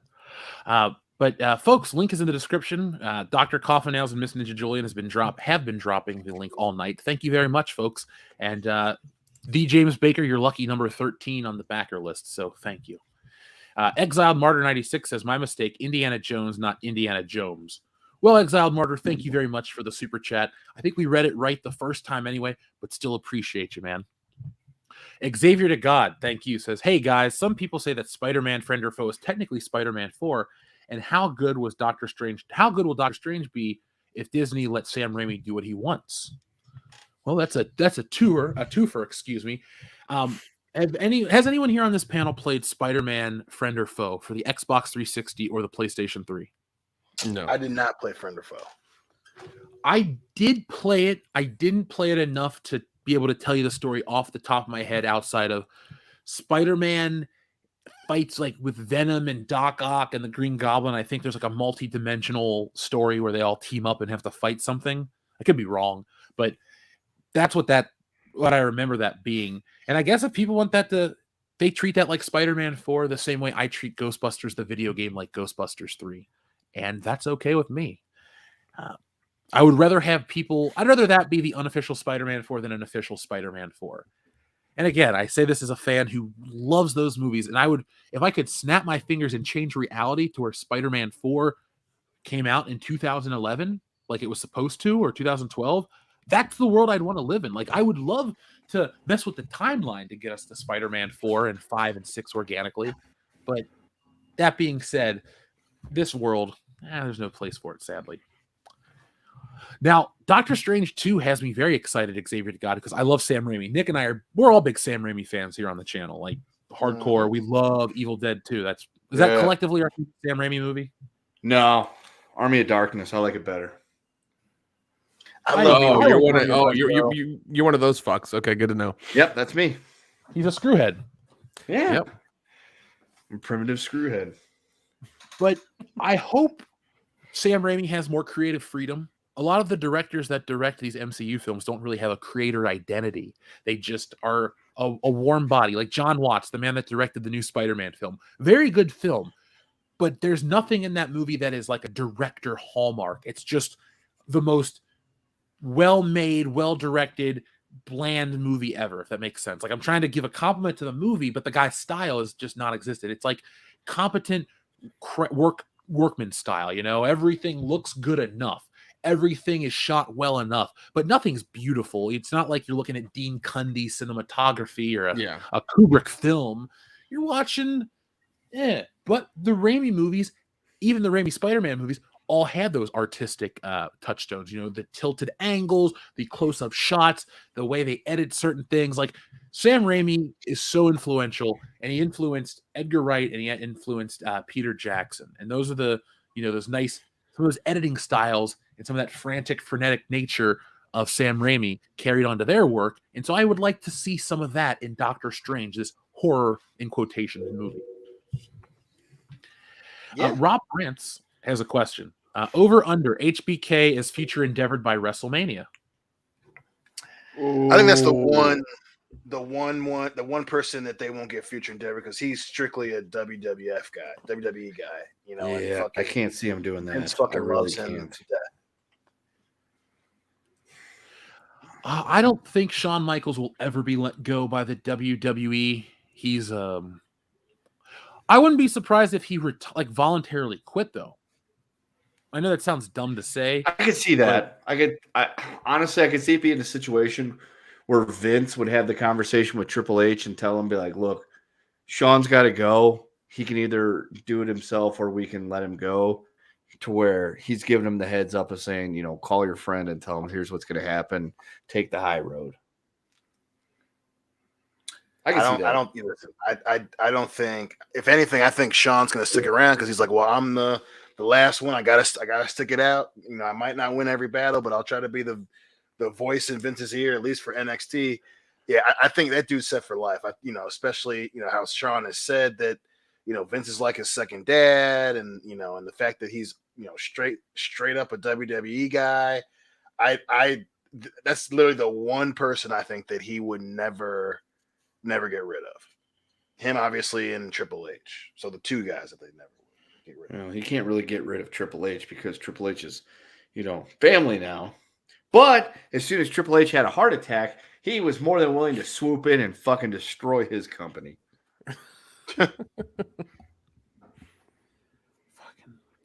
Dude, we'll get to wrestling more in a minute. I'm sorry. I'm reading like the Road Dogg. All these other people have been fucking fired. I don't know what this company is going to be by WrestleMania this year. Yeah. Kendo and Dion, we should definitely document the decline of the WWE to WrestleMania. Like, we'll throw that as an extra Patreon thing. Like, once a month, we'll go, what has changed in this month to WrestleMania? How much worse has it gotten? Let us tell you. Seriously. Yeah, I would personally, I would love to watch. I would love to watch and listen to that because I'm always interested in the history of it and how like they're constantly declining. Because I remember it being big, in the 90s when we were kids and stuff like that, and to see to see it reach its peak so early on, and now it's like on the slow decline and slow death is just weird and awkward. I don't know. Maybe in a couple of weeks I'll watch Raw on a Twitch stream or something like that. Can you do that? Can you watch TV and Twitch stream and just complain to people about it? You might be able to. Yeah. Just be like, Jesus Christ, this is so bad. Because I haven't watched a WWE programming since. Oh, fuck. I don't know when the last time I watched one. Because I went to WrestleMania with you guys almost 4 years ago at this point. I don't think I've really watched anything WWE since then. I really don't. I've watched some AEW. I've laughed at some AEW. But I don't think I've watched WWE since I went to WrestleMania 34. Damn. No, that's not true. I watched Money in the Bank with Dion last year. Oh, yeah. Duh. Yeah. Yeah. We were at your house. I don't even think I watched that show. I didn't. Xavier to God says Hogan knows best. Brother. I mean, dude, there was a time where you thought that. Yeah, well, we know that Nick can't drive best. True. Taylor Hogan can't stay married best. It was her fault too. Sure it was. She's crazy. Taylor Haha 69 says, just because you deserve more money, and I just request a tribute to the best wrestler of all time, Jeff Hardy. I like Jeff Hardy a lot. Hardy Boys versus Edge and Christian was my very first live match I ever saw. Outside of just that one tidbit, I've always loved the Hardy Boys. I mean, how do you grow up as a 90s, early 2000s wrestling kid and not like the Hardy Boys? They had it all. They were booked well. They could wrestle. They had a fun story. They had a great feud with Edge and Christian and the Dudleys. Hardy Boys are in the contention for the greatest WWF tag team of all time. And I mean, I don't know where I rank them. Top 3 or 4 favorite tag team. Like, I think I love the New Age Outlaws more than the Hardy Boys, but it's not by much. Yeah, but he's definitely not the best wrestler of all time. No, but he's better than Matt Hardy. Oh yes, Jeff is way better than Matt. I'll give you that. That is an accurate statement, but there's a lot of other people that are ahead of him on that list in contentions for greatest wrestler of all time. But I got to give Jeff Hardy some respect as a singles wrestler. He was very good. And when he was the world champion, it didn't really feel like he was out of his wheelhouse. It felt like it was time that Jeff Hardy was the WWE champion. He could have had a better run. Thanks. Well, Triple H actually did a lot for Jeff Hardy. I think so. Right? In hindsight? Yeah. That was the run up to the title. Was that Triple H push? No, that was Randy Orton, wasn't it? Maybe. I forgot. It's one of the two for sure. I know it was either the H-Man or it was Randy Orton that he got that run on. Now I know time moves forward constantly, but the fact that I'm looking at my calendar and I think, man, 20 years ago it was the build up to WrestleMania 18. That just makes me think, God damn, I'm old. If it makes you feel any better, I'm currently watching Royal Rumble 1999, and Edge came out, and I'm just like, he's still wrestling. Yeah, I didn't love his match with The Miz at day one, but then again, I was kind of out of it. I mean, have you ever watched a Miz match and said, damn, that was good? I don't dislike The Miz. His match with Daniel Bryan, what was that? Over the top or whatever the fuck that was? Over the edge or over the limit? Over the edge, yeah. That was where he fucking clotheslines him off the Over the Edge has not been broadcast since 1999 for reasons I do not want to get into. Over the Limit, that's what it was. Over the Limit. Right? Over the Limit. One of the Over the Limit dumbass named Woods. WWE pay-per-views. Speaking of Jeff Hardy and Over the Limit. Oh. Damn. Now, just Joe47 with a generous super chat. Thank you, Just Joe. Welcome back. In honor of Spider-Man No Way Home success, I need some Alfred Molina singing If I Was a Rich Man. Also, in AEW news, I want to congratulate Sammy Guevara for upgrading to Tay Conti. I do too. That was a nice move. Dude, okay, so one, that's a hell of an upgrade. I mean, I don't know anybody that would not make that upgrade. Number two, the people on the internet are some of the saddest motherfuckers I've ever dealt with or seen or have. One, they ran her off of Twitter because of their complaining and, bitching at her about splitting them up. And two, that fucking AEW group, like every other day, every time they post a picture together, they post it and they're like, oh my God, I can't believe they're together now. It's like, are you really that sad and fucking miserable in your life that you have to live vicariously through wrestlers? Are you? And then the answer is probably yes. But I don't. People, stop living vicariously through others. Find something good about yourself in your own life. Get a hobby. But, kudos to Sammy. Oh, God. That's a win. He dumped Pam for that. Good for you, son. Championship spoiled, baby. Would you put Tay Conti as one of the hottest AEW women? Not one of, probably the hottest. I'm trying to think of who's better than Ty Conti and looks. Oh, I can think of a couple. Hold on. What's her face? I think let me look at her face. I think Sky Blue might be cuter. Sky Blue. Oh yeah, she's up there. I like Jamie Hayter more than I like Tay Conti, but that's the British accent thing. So overrated. I'm not going on talent. I'm serious. No, I'm going on the British. I'm going on the British accent thing is overrated. Yeah, I mean, I think Hikaru Shida's pretty good looking. Especially if you're going pound for pound, not personal preferences.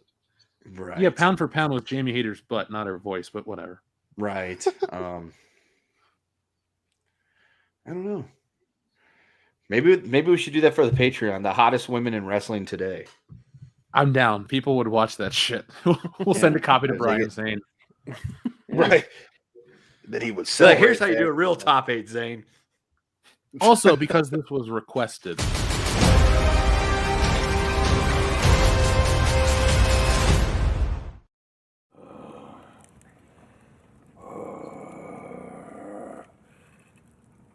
If I were a rich man, all day long I'd biddy biddy bum. If I were a wealthy man, that's never ever going to get old. That will never get old. Well, that should be a stream we do over on Patreon. Best ass in AEW. I thought you were going to say talk to Alfred Molina. I'm like, yes. Still be down with that. Yeah, I wouldn't put that on Patreon. I would be like, hey, Alfred Molina, we interviewed him on YouTube. That'd be fun. Right. What a great it's just like 58 questions about that little bit right there. He's so aggravated with this to the point where he's like, guys, can we talk about anything else I've ever done? So when you were filming, what made you think that it would be a good idea to do that between takes? The funny part is he's such a professional. He just would like keep going, smile, probably nod, and then at the end be like, "Oh, go fuck yourself," and walk off. And then eventually, the Entertainment Weekly comes out, and he's like, "I did this podcast last week, and all these fucking 4 chuckleheads did was just keep asking me goddamn questions about Fiddler on the Roof."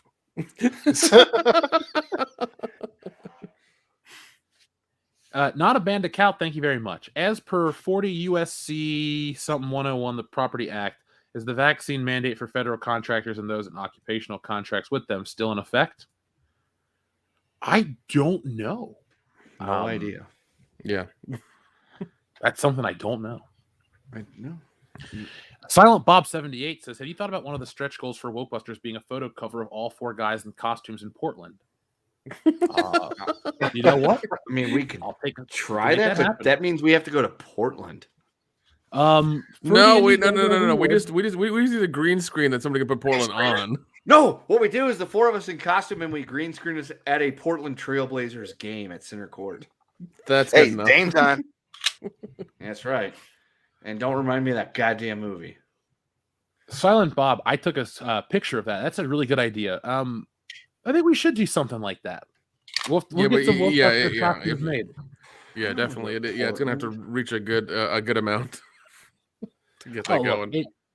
Yeah, but it'd be fun though. I mean, why not? Of course, yeah. I'm down for that. So up next, we have our friend Primer who says Vince should know plastic surgery ages poorly. It does. Look at Cher. Damn sure. She looks like Charlotte Flair now. Ninja Lawyer Steve says, did you see the buttons I also sent you in the Dookie folder? I just saw them after I clicked. I can upload them, and we will have them for Tuesday's show, Ninja Lawyer Steve. Just remind me. Thank you for taking the time, though, for the posters and now the buttons. They're always fun. So please keep sending them. SH Rebels 08 says, I'll take a Dookie and a horse for Dion, please. Well, we got to get a Dookie button first. So Ninja Lawyer Steve has those. I guess we'll have those for Tuesday and for next week. But Dion, I'm so sorry. I don't have friends. I got family. Was that wrong? Oh my God. Who are you? What are you doing here and where are my horses?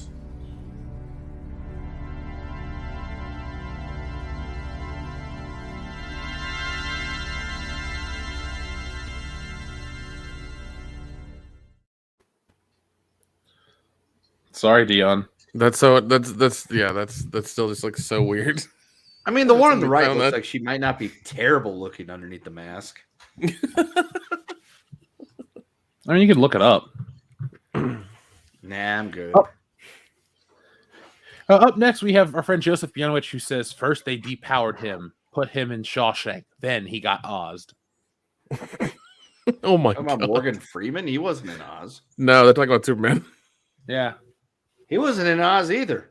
Oz'd, meaning he got shanked? assaulted in prison. They went through the exit, Kendo. Okay, because I was gonna say I watched a lot of Oz, and outside of the dude from Wayne's World getting hammered from behind by J. Jonah Jameson in like the first episode, there wasn't a whole lot of that. All right. I will not be bullied. I am going to eat my milk and cookies out of my Batman mug, and I will not take this because, like Vince, Triple H, and Stephanie want me to be, I'm a star. Adam Wofford, thank you very much. Highlander, The Last Cuck. What about the Year of Tiger Ladies? Clownfish TV covered and Ethan talked about it. I haven't heard of the Year of Tiger Ladies. Have you? No, this is the Year of Tiger Horse. Yeah. Should we have should we get a fucking Team Tiger Horse shirt made? I mean, we really should. All right. Just add it to the store, man. Add it to the store. Yeah, just add it to the store. Just whip up a quick design. It's a horse with tiger stripes, and it's the Year of the Tiger Horse, 2022. Yeah. And then have Dion on the horse. No, not my contract.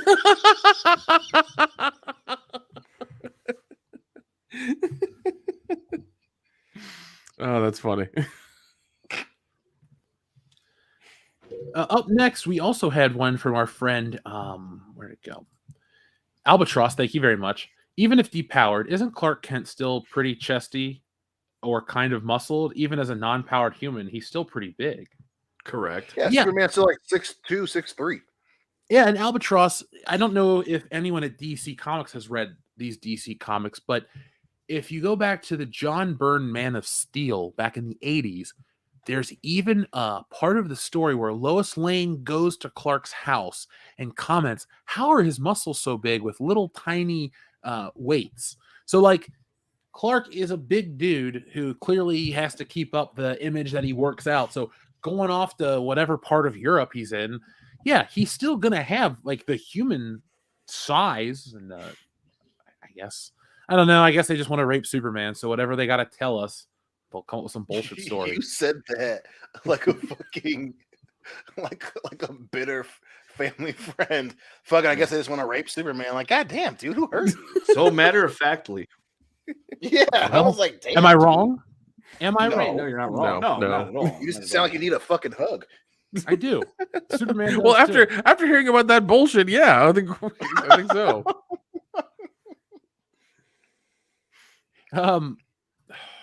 Darius Harvey, thank you very much again for your massively giant super chat. He said, we'll read it again. It says, wow, anything to destroy American symbols. Am I right? Shake my head. It's all the time. It's going to be American symbols or symbols of pop culture that mean something. They always want to tear down these icons, these great characters. They're trying to always emasculate Bond. Well, it's always them tearing down the ones that have stood the test of time. Because when they were made, it was such a horrible time to be alive. I'm just like, if they've lasted this long, they mean something to somebody, and people still like them. So shut the fuck up and make your own, or move on. There are two ways to stop it. The first one, do not give them any money, and second way is to get an organized group to criticize them on Twitter that are people that are not white, because then they will listen to you. And that's true. TLJ Screwjob says, on a lighter note, Stay Woke looks like Stay Woke won't be joining Scott Steiner and Triple H in a pose off anytime soon. Yeah, TLJ Screwjob, the Stay Woke Triple Puff Man has a fat ass, so yeah, there's no trading or no posing off for that one. No, he had a chance, lickety split. He doesn't have a chance because he lost a chance. I don't think Stay Woke Triple Puff Man can run. No, because he's got a fat ass. You get to see the character eat in the comic book. Oh, that's encouraging. That's actually, yeah, it is actually. Dixon Cider though says, happy New Year's, guys. Jeff, I got Stealing Solo and thoroughly enjoyed it. Thank you. Hope you enjoyed your Christmas gift, Dion. You actually got it. I'm eating my cookies and milk. Yeah. Dixon Cider. Dion did get his gift. So horses forever, nay.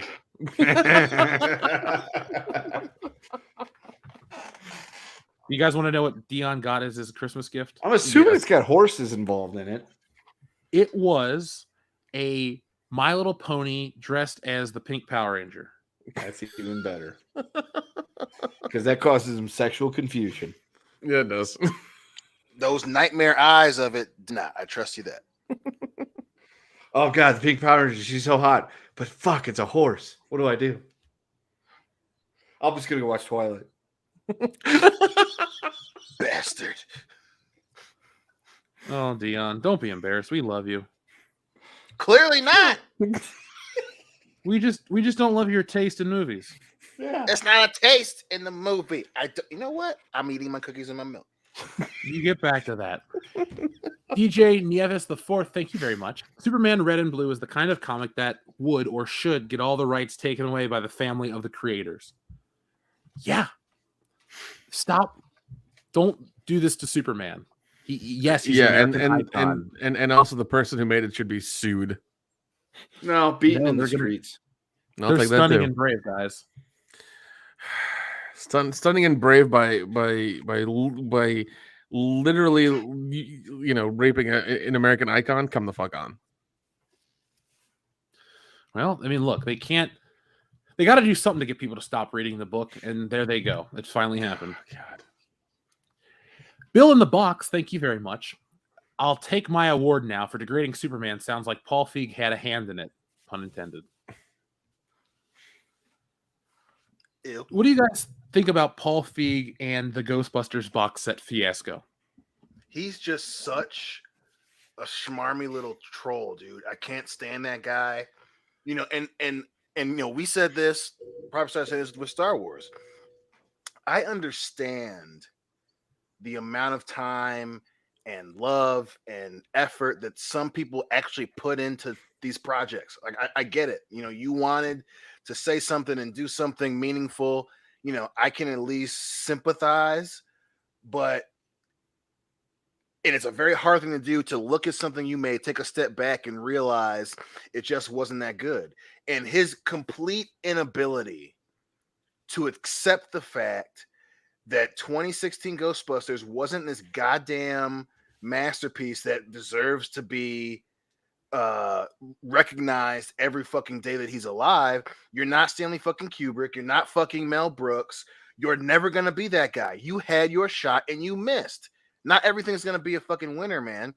But the fact that he can't even close his mind down to objectively listen to the criticism because he's so entrenched. He's just as bad as the people he was trying to get back at. So, you know, if he clearly needs a punch in the stomach because there's no humility in that dude. And for him to go after, so why isn't mine in there? Bitch, because nobody wanted to see it. It lost $30 million. What more do you need to fucking see? You're not that guy, man.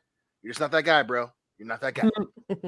Yeah. Also, they dropped the price by 30% on the pre-order on Amazon, anyways, from $150 to $99, which I thought was weird. I was like, huh. So after they said it's going to include the digital copy, the price dropped all of a sudden. I wonder why. I mean, you gotta convince people that, look, we're giving you great value of Ghostbusters and Ghostbusters 2 and Afterlife. You got to do something for us. Well, I don't know. They're just going to lower the price because they got to get rid of it. I don't get what the point of, basically giving in to Paul Feig. Well, because he's weaponizing the fact that he had 4 women in the movie. So he's alluding, well, why isn't it in there? Why isn't it in there? What? Like, bitch, you know why. You make movies for a living. You weaponizing Twitter and trying to fucking get the fans, the 12 of them that watched the fucking 2016 Ghostbusters on fucking Twitter to go at Sony is, you know, adult to adult, a bitch move. And you know why the fucking movie sucked. You were too on the goddamn nose. You shot your shot and you missed. You can't go back and retroactively get it back. And you can't blame misogynists and racists. It lost $70 fucking million, Paul. That's not troll accounts on the fucking internet. It lost $70 million fucking dollars. You messed up, and you wanting to bitch out because Sony, they lost $70 million on your fuck up. They should be able to make the decision. This shit ain't going in the box set, bitch. I'm sorry. That's it. But you weaponized Twitter. That was a bitch move. 100%. Yeah, because because the people who are going to bitch about it and retweet his stuff and call Sony out aren't going to spend the $150 or $100 on the set to even get it. They're the ones who also didn't even buy the physical copy of the goddamn. They barely own the digital copy. I'm sure they might own it. Fucking go see it. Yeah, they didn't fucking go see it either. That bitch came out on DVD. Yeah.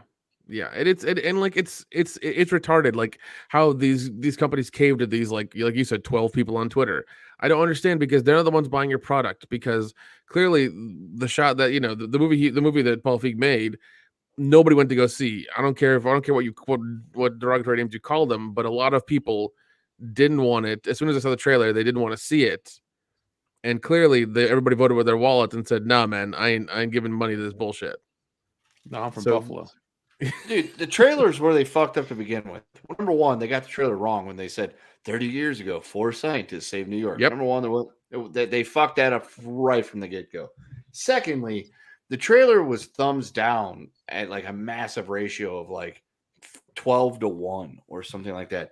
And what they do, their solution was hiding the number to say, oh, they didn't really mean that. It's just a bunch of trolls on the internet. No, maybe it's actually people that you are trying to get to come see your movie that don't want to come see your fucking movie. Maybe you fucked up. They fucked that entire movie up from the jump. When they announced that box set and it wasn't included, I was on board. As soon as they caved to that pressure and said, you know what, we're going to go ahead and include it. I don't care that it's a piece of paper with a downloadable code. The taint is there. The principle of the matter is I canceled my pre-order. I'm done. I ain't doing it. No. Principle of the matter. I don't want it included. And the funny thing is, if you read the details of the pre-order, like whatever link it is, they list the physical copies and the digital copies. It's unlisted there as far as I've seen right now. It's unlisted, but it's still there. The taint is still there, and I will not give money. And the thing is, look, I get it. I'm going to miss out on this box order like I missed out on those steelbooks. The thing is, I do not want a single cent of any of my money going to Paul Feig and his movie. 100%. Because I'm sure there is some way, somehow, that at least a penny or two will go to his movie if I buy that box set, and I refuse to do that. Fuck it. I will stick with my DVD copies of 1 and 2 that I bought like 20 years ago. It came in that green box with a little booklet about the of concept art. I'm happy with that. I got that one. Yeah, the green one. I love it. I'm happy with that. I'll buy the new one when it comes out if I like it enough, and we'll call it a day. I don't need to give Paul Feig and his fucked up movie any money. No money for Paul Feig, and I'm not going to let them taint my day. I don't want to even think that I possibly own this fucking thing. Well, and that's what makes it such a bitch move, because he knows that the movie he ran that whole movie off of fucking stereotypes and low hanging fruit. The guy who made Ghostbusters made fucking 2016, or the guy who made Bridesmaids made 2016 Ghostbusters. That's fucking ridiculous. I love Bridesmaids. You have. I don't. Oh, Jenny McCarthy shits in the toilet, and that same guy made 2016 Ghostbusters. Come on with that shit. It's Melissa McCarthy. Don't get them mixed up. Yeah, one is a crazy lunatic that screams about shit on TV. The other one is unfunny and not entertaining at all. Yeah, I wouldn't say that. Plus, I mean, when you hear about the stories about the father and the son making the new Ghostbusters, it makes you feel good about all the things that happened, all the things they did, the way it was shot, and them working together on it. Is actually, it was a really good behind the scenes stories on that movie. It adds to how good the new one is. But then Sony caved. Yeah, they did. And they put the digital download. The taint is there. It is tainted.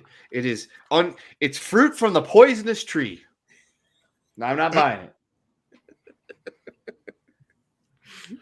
So let's keep moving on. Up next, TLJ Screwjob says, "Super Cuck, you'll believe a man can be pegged." Oh God. He's his own best friend. Speaking of Paul Feig, Wilson, the unauthorized biography of Tom Hanks, says, "Super Cuck, he's got X-ray vision, and Lois is in the next room with Lex Luthor. The Last Cuck, a realistic take on Kylo Ren." Wait, I think we should.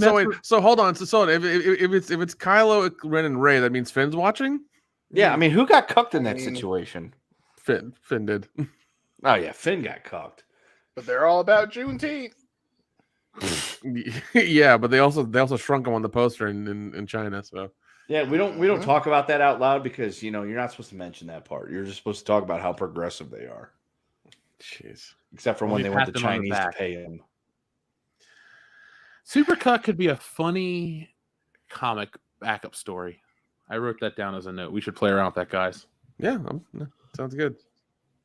DJ Nieves the Fourth, thank you very much, says, after preventing his reality's villains from happening like their counterparts, his past actions causes Ned and Liz to become the Hobgoblin and the Second Vulture after her dad dies in prison from a heart attack. Spider-Man, Homewrecker.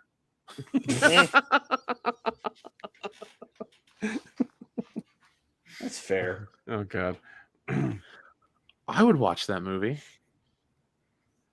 I thought they were going to do more with Liz in Spider-Man, but I guess one one Zendaya type girl is enough, so they got the real Zendaya.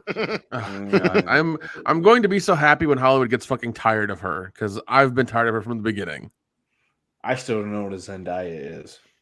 It's that little like lump you get on your balls.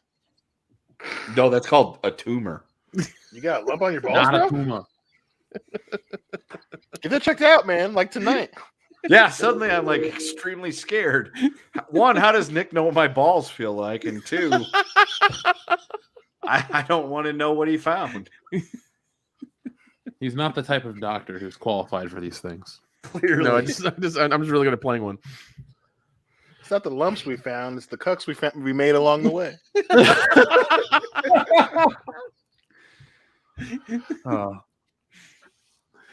Darian 217, thank you very much. The CW dare to defy the slogan "Get woke, go broke." I mean, that's one of the instances where it's true because they wanted to be that channel so fucking bad. Oh god, and they burned through all the money. Adam Wofford says, I can hear Mahler yelling, "No!" I've never heard Mahler yell before. Have you guys? No. I haven't talked to Mahler in a minute. I haven't seen any of his videos lately pop up in my feed. Me either. I hope he's doing check good. it out. Klaus Stork, thank you very much. Hey, WCBS crew, going to Chicago at the end of February. Going to try and head to the manga country and hit up the infamous subway and alley where the attack happened. Justice for Juicy. Can I get a hell yeah? Hell yeah! There's your hell yeah. I would advise going to Chicago just because the traffic there is ridiculous. Yeah, and parking is even fucking worse. Oh, you're gonna meet my plus park there's for a an hour. chance. There's a chance if you try to go to Subway, you might get your ass beat because it's manga country. So there's a couple reasons not to go. Don't you pull a Jesse Smollett now, buddy. Yeah, no Take your ass to juicy. Subway at 3 a.m. No juicy. No juicy. Oh, good. More people are getting their Stealing Solo Fandom Menace edition. So, folks, check out Twitter. People are happy. They're loving the book. High quality across the board. And I'm excited to see people read it. So if you've read it, tell me what you think. Exiled Martyr 96, thank you very much, says Winnie the Pooh is in the public domain. Crazy Frog is selling NFTs. Eminem bought a monkey NFT for $462,176. Okay, I need to get into NFTs. I'll sell Eminem any kind of NFT he wants for $400,000. Well, Winnie the Pooh, I mean, he's not only in the public domain, he runs China. God. Well, here's the thing. From what I heard is like I think the red shirt Winnie the Pooh that Disney owns is still theirs, but like, yeah. So which one is in? Which one's the leader of China? Free domain. The one of the red shirt. Oh, okay, that makes sense. Yeah, it does, doesn't it? Yeah, the DX Winnie the Pooh, he's free domain. There you go. Yeah. But if you change the color of the shirt to anything else, then you can use them. Well, either way, we need to get into the NFT game. We do. Legato Starwind. It's an interesting, weird new space. It's crazy. Yeah. Legato Starwind, thank you very much. Jeff, not sure if you've heard of Fate/Zero anime series. It's the prequel to Gate/Stay. Highly recommend both series. I have not, Legato Starwind. I have not heard of either one. But I'm going to take a screenshot and add that to the list. Primer, thank you very much. 2 of Dion's favorite movies, Charlie's Angels and Twilight. Guess what actress was in both of those movies? Kristen Stewart. Coincidence? I think not. No, because he's wrong. Because Charlie's Angels is not one of Dion's favorite movies. It's one of Nick's. Don't do it. Don't do it. Don't. Nick Charlie, is how the your one that ankles went- get down like that? Yeah, Listen. Nick's the one I that watched saw Charlie's I watched it for the channel. Okay, I didn't pay for it either. Nobody asked you to review it for the channel. You watched it of your own free will. Do we even have a review up on the channel? No. No, God damn it. Nick was all like, "Oh my god, I want to go see Charlie's Angels because they're so hot." And he went. That's a horrible impression of me. You're doing a. Do you want me to do a different impression of you? Yes, yes, I do. Do it right the fuck now, Kendo. I'm Appalachian. My name is Nick, and I went and saw Charlie's Angels. Yeah, That's a you little went- bit closer. I'll allow that. I was hoping you'd do the other one, but you clearly don't have the balls for that. It's fine. Oh, I do. I just don't know if I want to get canceled tonight. Hey, man, it's the Yeah, first of no, the it's year. January. I'm just saying. Either way, I mean, Hey guys, I wonder what Elizabeth Banks is doing what now, I'm am I hearing, right? what I'm hearing is a lot of he and hawing and a lot of bullshit from you right now, and no impression. So it's Yeah. fine. It's whatever. You want to be a bitch? It's okay. I ain't taking the fucking bait. I ain't taking the bait. You know what? I deal with enough of the real ones around here, not the fake ones like you. Okay. Hey, I'm the real one. They're the rebrand. Calm down. That's bullshit. Guess what, motherfucker? You know that, and I know that. And you're a fucking teacher. What are you teaching those kids? God damn it! A lot of this and a lot of that. There you go. There you fucking go. Oh, There you go. It happened. He did it. He did it. He did Wanderer, thank you very much. Folks, you wanted a great show to start the year. There you go. We did it. Wanderer says, Dion, you will not take them from me, fans. Jeff, your love of dark fate and lust for vampires have already done that. Jesus, dude, you're now Darth Vader, and I'm about to cut your arms and leg off. That's actually really good. That was actually really good. Zach Z. Turn them against me! Liar.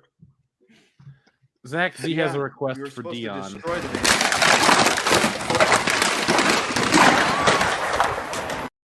That is pretty much me this episode.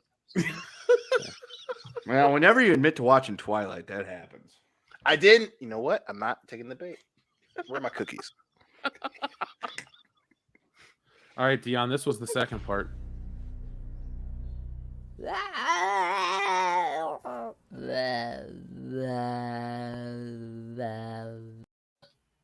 Why? I hate you. Because they want I milk love cookies me. too. All right, moving right along. Joseph Clark says, you see the trailer for the new movie with Pedro and Nick Cage playing Nick Cage? I saw it. It's I it's heard about basically- it. I haven't watched wait.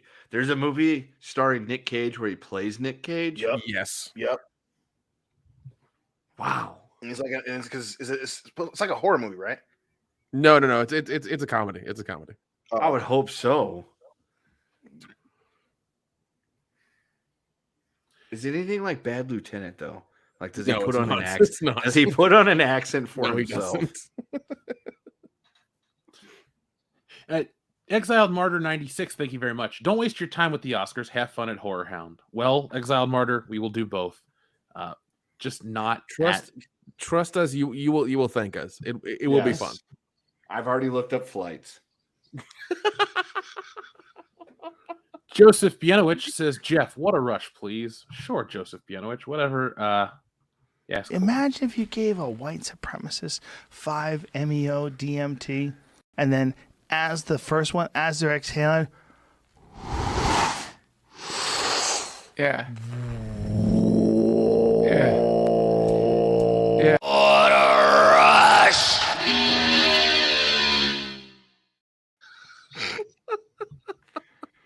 I still can't get over that one. I used to think that one was really great until you told me the thing of him in the bathtub is him trying to take a shit in the bathtub, and I'm just like, I don't want to see his poop face. He's not really trying to take a shit in the bathtub. That's what Jeff said. I think he was just making a joke. Oh. I just love how uncomfortable it makes you, the idea that Joe Rogan was in a bathtub taking a shit. It doesn't make me uncomfortable. He was videoing himself taking a shit. Yeah, it doesn't make me uncomfortable. It's just weird. There's so many layers where you're like, I like that until I know that he was filming himself taking a shit in a bathtub outside. Like, they're just layers to reasons why Kenneth didn't like that bit, and it's fucking. I don't understand it. That's the thing. It's not that I don't like it or it weirds me out. I just don't understand it. It's like, why would you want to shit in a bathtub that you're in? Because now you got a bunch of poop water surrounding you. Nothing you're saying is unreasonable. It's just so funny. You're like, And then, let alone you're trying to poop in the bathtub to be surrounding yourself with poop water, but you're filming it. It's like, why? Yeah, this was a premeditated shit that you were going to you were to film with your phone. Yeah, it's kind of like you had to get on the tripod and the whole fucking thing and press record and do it. Right. It's like he sat there and he planned this one out. He sat there and he goes, "Look, all right, so I'm gonna eat a couple extra Taco Bell grilled cheese burritos because I'm gonna take a shit in the bathtub." So I gotta get the tripod set up. Like, here's the burritos. All right. I ate the burritos. Now I got the camera up, and I get in the bathtub. So I got to take my clothes off because I'm getting in the bathtub. I don't want to have wet clothes, and I'm gonna get in here with the sole purpose of shitting into this bathtub full of water right now. It's like that's a lot of preparation and a lot of forethought to film yourself shitting in a bathtub, and that's the part that I don't get. It's just I don't get it. I never wanted to film myself shitting in a bathtub. So I don't understand why somebody would want to do that. It's like having a bunch of candles when you're spanking the monkey. You know, it's that same. I've never idea. done that either. I've never thought about that either. I've never considered it a romantic event. It was more of like the batting cage. You just get in there and get some fucking reps in, and you go home. Oh shit! I liked it until I saw him shitting in the bathtub outside. I don't understand. I didn't say I didn't like it. I don't understand it. It's different. You watched Twilight and liked it. Hey, I did not. God damn it. Let's keep this rolling. Dion, thank you, Jeff, for finally jumping back in. Xavier to God says, "Where was the hashtag Spider-Man 4 in 2012 after the Amazing Spider-Man?" You know, it's interesting, Xavier to God. Spider-Man 4 after Amazing Spider-Man. Yeah, nobody wanted that. Everyone was shitting on Tobey Maguire back in the day. Remember, Dion? Correct. Mm-hmm. Oh yeah, because 3 was so bad. They're like, oh, we want a new one, and they got a new one, and it's like, well, this guy isn't very good either. Yeah. Really, folks, only through this multiverse shit will we get, what we got. Spider-Man, it worked, but I think this is just wanting too much of a good thing, and I'm all about giving the fans what they want, but some fans want stupid shit, but, and it's but sometimes but sometimes you got to cut them off. It's like, we gave you enough. Calm down. Yeah, and it makes no sense to try to dig up those movies. Like Amazing Spider-Man 2 wasn't that big of a hit. You look at the box office; it made money, but not enough to justify them going. You mean further. you didn't love the web hand of him shooting down to her and try to catch her? That makes me want to vomit.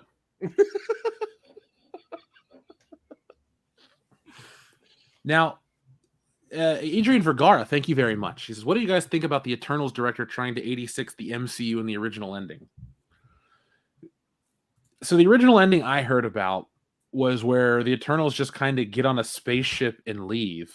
They get their minds erased and they leave. That was the original ending? Yeah. Okay. So does Tiamat destroy the Earth then? Let's see. It says the ending would also have meant a slight alteration for the movie's post-credits stinger as well.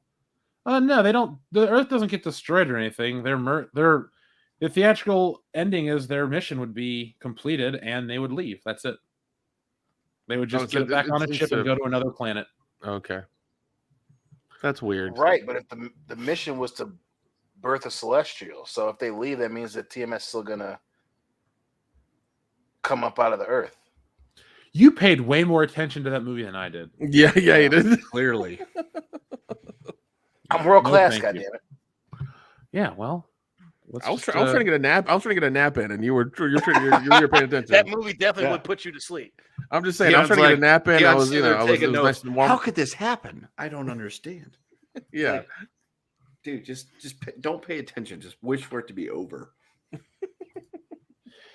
Xavier to God says, my favorite Spider-Man movie of all time is going to be 20 years old, 1 year older than, and I'd probably watch it at some point in the year.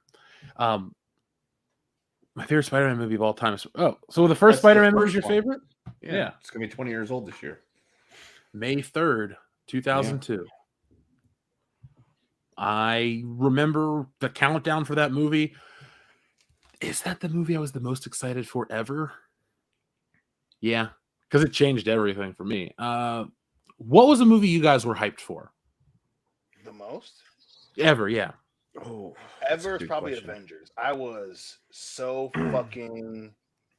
Because Iron Man's a close second, but... Oh my God, I watched the trailer to Avengers so many times. That's before it came out. I definitely Avengers. As much as I was excited because I went to see Spider-Man instead of Star Wars. Super excited for the Phantom Menace, but yeah, it's definitely Avengers for me. Well, if it's the MCU stuff, it's Iron Man because they kept showing the trailer over and over again, and I thought it looked awesome. Oh, I meant any movie ever. Oh, any Like, movie? not- Okay, no, not okay, that's superhero, then any it's movie then ever. it's Freddy versus Jason. Because that came out when I was in high school. Yeah, and I was just like, oh my god, they fucking did it. Because I thought it was fake. I thought the entire thing was fake. You know, and then it came out in some magazine. I was like, oh shit, this is actually happening. This is a real thing. And they led up to it. They did all the fucking fun shit. They even had like, you know, a Vegas fight thing happen with it as well. It was crazy. And I was just so hyped for it. I was so hyped for it when it happened, man. It was awesome. I kept checking the Freddy vs. Jason website where they had the countdown. Yes, yes. Oh god, yeah. Me and my friend in high school went to go see. We wore T-shirts and everything. We were big nerds about it, and we saw it like opening day and shit. It was great. It was awesome. Yeah, I stopped getting hyped for movies after I got punched in the dick too many times. I was really excited for the Hitchhiker's Guide to the Galaxy movie. And then I got punched in the dick and had to be forcefully removed from that theater.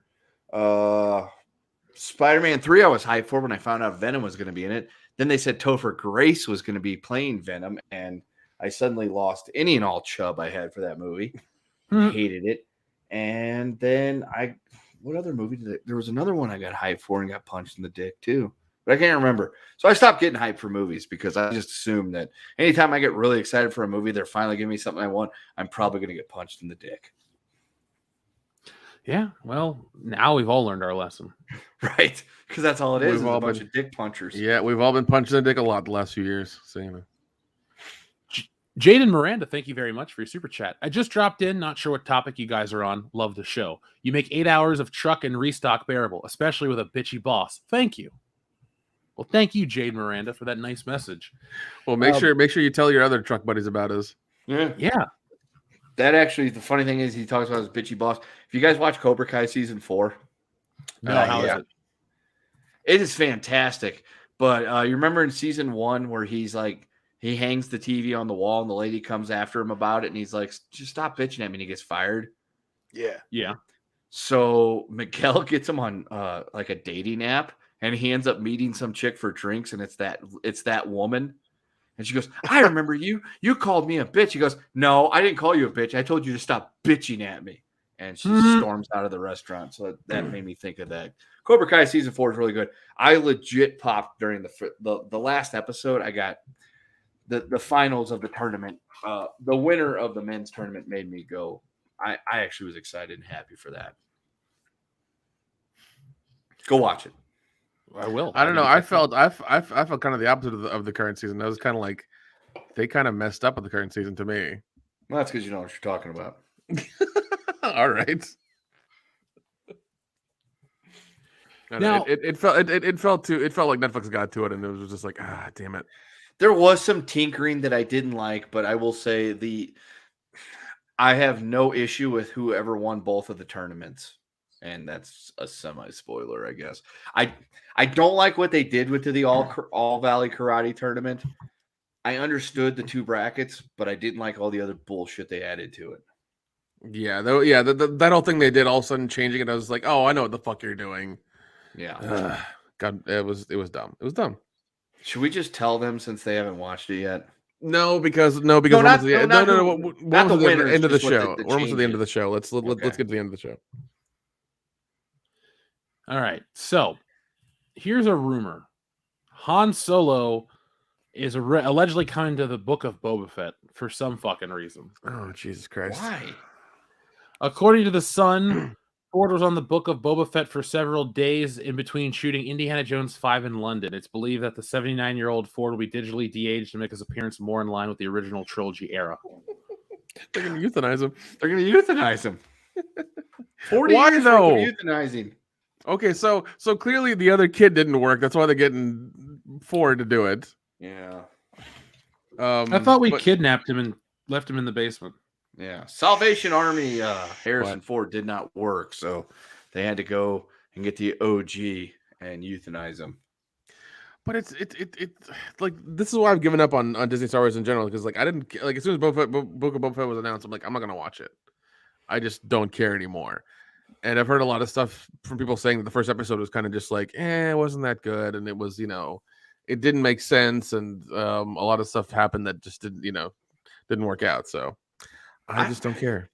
I feel like it was a giant fucking hucklebuck. They gave us 2 seasons of The Mandalorian. The first one's really good. The second one was decent. And then immediately pulled that out from underneath you and said, by the way, here's Boba Fett. You remember him. You love him, right, kids? It's like, wait, what? I've been getting invested in this one character, and now you're just giving me a character I already knew about. Yeah. I just thought Han Solo or Harrison Ford hated Star Wars, so why would he come back? And is this one of those things like Mephisto in the WandaVision show where people are going to keep watching each week, waiting for Mephisto, looking for spoilers, looking for this, and then you get to the end and it was Agatha all along? There was no Mephisto? Probably. And They're probably this is probably a way of honeydicking people to watch a show and wait for Han Solo to come in. It's like he's not in there. Sorry, or he's in the last episode for like two seconds. That's it. Yeah, like they did with Luke at the end of Mandalorian. Yep. And to answer your first questions, he hates Star Wars, but he loves checks. It's true. It's like checks Max. Is what it is? Everybody loves getting money. Yeah, everybody's got a price. That's right. Now, Primer has an excellent question. Fuck, marry, kill. Dark Fate, Ultraviolet, or Twilight?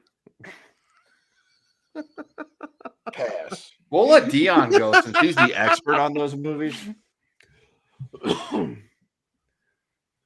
Nope. Well, not doing this one.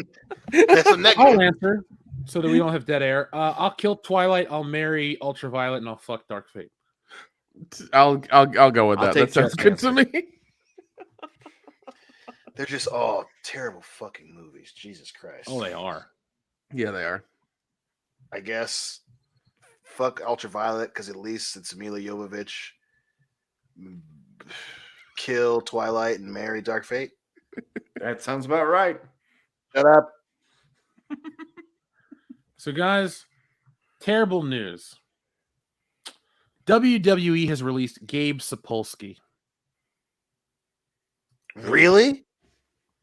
Yeah, I don't know who the hell he is either. Isn't he gay? Isn't he the gay part of American Alpha? No, Gabe Sapolsky is a guy who works in the Performance Center. Oh, well. He's just a nobody. With you. Wait, are you thinking of Shorty G. Chad Gable? Yeah. Yeah, Gabe Sapolsky. It's Chad Gable. Well, that sucks for that guy. But based on the way WWE goes, everybody's going to get released. Well, let's start talking about the new releases. So, WWE releases Samoa Joe. That was the most recent one. That happened while we were on air. I mean, that's not really a shock. He's been released how many times by that company at this point? Twice this year, or most recently, right? Yeah, because they let him go, and then Triple H was like, "No, fuck that. He is great. I want him on NXT." Brought him back to NXT, gave him the title, then had a heart attack, and they took the title off of Samoa Joe. So these are the releases in the WWE so far. People like William Regal and Road Dogg, Scott Armstrong, the referee, Rajan Singh, who nobody gives a shit about, and 2 other wrestlers that I'm not even going to read their names. So they also got rid of Toni Storm last week. She quit. Oh, she quit? Okay. That's the story. She just up and said, fuck this, I'm leaving, and flew back to New Zealand or whatever she's from. Well, that's fine. I don't care about half of these wrestlers these days. After Vince mantra of, oh, we don't need superstars, it's the brand that wrestler fans care about, they haven't built interesting wrestlers. And yeah, you can get your indie darlings, you can get people from all over the world, and I'm supposed to love them automatically. It's like, look, if I've never heard of you before you come to the WWE, and then you don't get to do anything cool, and then you never wrestle anywhere else, how am I supposed to get so upset that you were a missed opportunity or this or that? Like, it's been such a malaise. There's been a malaise over a lot of wrestling fans, me in general, or me specifically, where it's like, I care about the art of pro wrestling and the sport of pro wrestling, but a lot of people involved with it are just so generic, like it's hard to care outside of the principle of the matter. Yeah, I agree. They haven't really done it. So the thing about WWE is they're running off of just straight up brand recognition. That's all they're going off of. Yep. And they are offering absolutely nothing. They had their last pay-per-view day one on New Year's Day. Didn't even bother. Didn't care. Roman Reigns is their champion. The big match is supposed to be Roman versus Brock. Roman gets the Rona. So Rona Reigns can't perform. So what do? Their solution is we're going to go ahead and we're going to put Brock in the fatal four-way for the other title we have, and we're going to give it to him for reasons. I get it. Brock Lesnar's a huge name and all that stuff, but it's like I listen to a couple podcasts each week that cover current wrestling, and nothing I've listened to in the last couple of years has ever made me go, I should start watching WWE again. I should give them another chance. Nothing about it. It seems like it's like a status quo. The biggest story they had going into the last couple of weeks is Kevin Owens going to let his contract run out and leave? And then he re-signed, which is fine. I mean, take the money, do what's best for you and your family. But when the most compelling thing you have on your show is whether or not one of your top guys is going to say fuck you and let his contract run out and then go to another company, that tells you you've got a problem. They have a lot of problems, dude. Yeah, they do. They can't build anything. I don't understand how they're still getting 1 million plus viewers on Raw and SmackDown each week. It's like, who's watching it? It's garbage. Everything I hear about it is terrible. Well, they kept spending all these years telling us, well, if you don't like it, don't watch it. All right, well, I haven't watched it in a long time, regularly. So I took your advice. And then when I do try to watch it to see what's up, it ain't that good. Yeah, I mean, I'm perplexed. I don't get it. I occasionally watch AEW for something different. I'm not overly impressed with half the stuff I see there either, but it's like, I don't know if it's just a situation of growing up with it and now that like they've completely destroyed everything that was the wrestling business has made me, semi-jaded to it, or if it's just they're not putting out good product. It's probably a, column A and column B type situation. Well, if anything, getting rid of Samoa Joe, getting rid of William Regal, getting rid of all these guys, it ain't for you anymore. They and then rebranding NXT, they, especially Vince, clearly wants to be, he wants to be the fucking 90210 of sports entertainment. They're going for fucking kids. They're going for people who are only going to watch for 4 or 5 years, and then when they fucking, are done with it, they're done with it. There's no, the fact that in the past 2 years you had a legitimately, not even arguable, the best roster in pro wrestling, and still you fucking are booking your champions like shit. You've changed main events to WrestleManias multiple fucking times because of backlash, and you've had the biggest pay-per-view main events multiple times get booed out of the fucking building. It's just not for us anymore at WWE. It's just not. And then now you're getting rid of William Regal. The dude is been straight WWE since he came from WCW, and he's training one of the greatest character guys of all time, and you just got rid of him.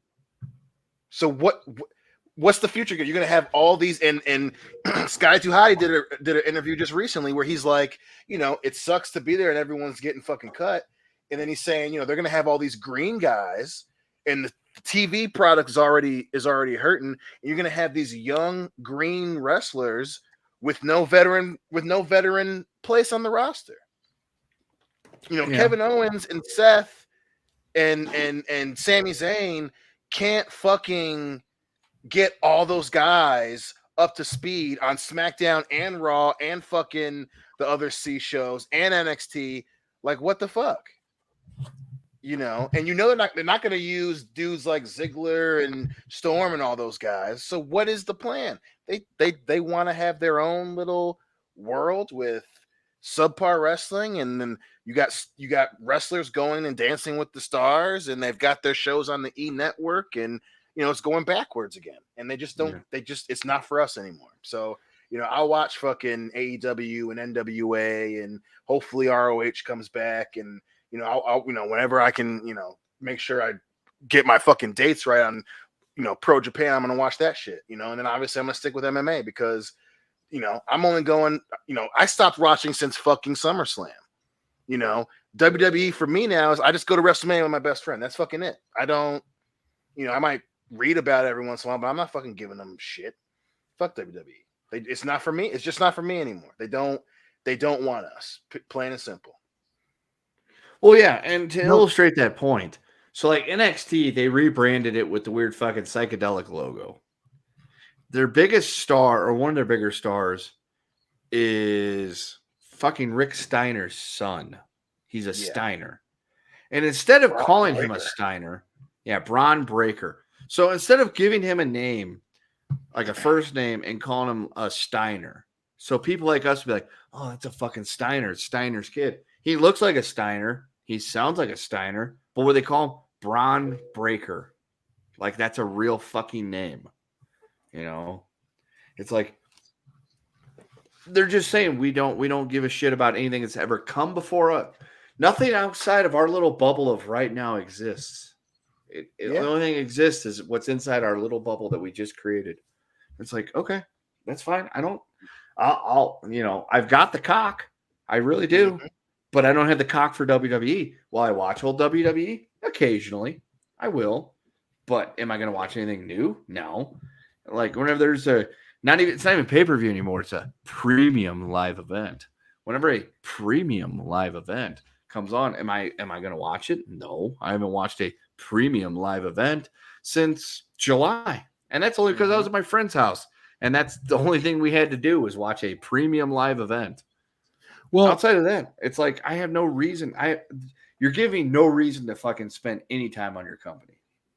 Well, they tried to sell the WWE not that long ago, but Fox said no. So the WWE tried to sell to Fox. According to Macaulay Culkin, Freddie Prinze Jr. had Macaulay Culkin on his newest show, Wrestling with Freddie. And Freddie Prinze Jr., who was a former WWE employee, said they wanted Fox to buy the whole product. They got an exec at Fox, and he goes, they wanted us to buy the whole brand, but the number they wanted wasn't the number we were going to pay, so we just licensed SmackDown instead. Culkin also, Macaulay Culkin seems pretty cool. He says NXT went from being the most watchable brand in the company to being the most unwatchable brand in the span of a week. Yeah, Macaulay Culkin gets it. That's the thing. Yep. Well, and he's a huge wrestling fan. So, he's legit. He was, when we were in WrestleMania, he was there, and he Bunny Ears is his podcast that I listen to occasionally, and he had Paul Heyman on the show. And he's a legit wrestling fan, and he's, the dude's been around, but, clearly for the WWE, the long term is they want it to be Dawson's Creek. They want it to be, this teeny bopper. They want it to be the CW. They want to win young Emmys. kids to watch it. They want it to be fucking Nickelodeon, and they're not. So they're not, and you can't do that with wrestling. And I don't get what Vince doesn't fucking get about that. You can't be this kiddie-friendly Saturday morning cartoon bullshit when you have guys beating each other the fuck up for a championship. It doesn't fucking work. And that Vince fucking gets that because, 2 years ago when he had fucking Undertaker and Shane McMahon, he has the line, I'm going to beat your fucking face. So you can't sell certain matches with that bullshit. Well, look, we'll worry about Vince McMahon, we'll talk about him later. Let's get this show on the road because we got a lot left to cover. Well, not a lot. We got super chats. We don't want to leave the people hanging. So TLJ Screwjob says, can I get a Ben Tramer and a Mr. Slapnuts, please? Of course you can. I don't think we're going to play him, though, in that order just because. Did you see that guy accidentally hit that moose with his car? No. Holy shit. Jamie, pull that video up. It's Mr. Flatnut to you.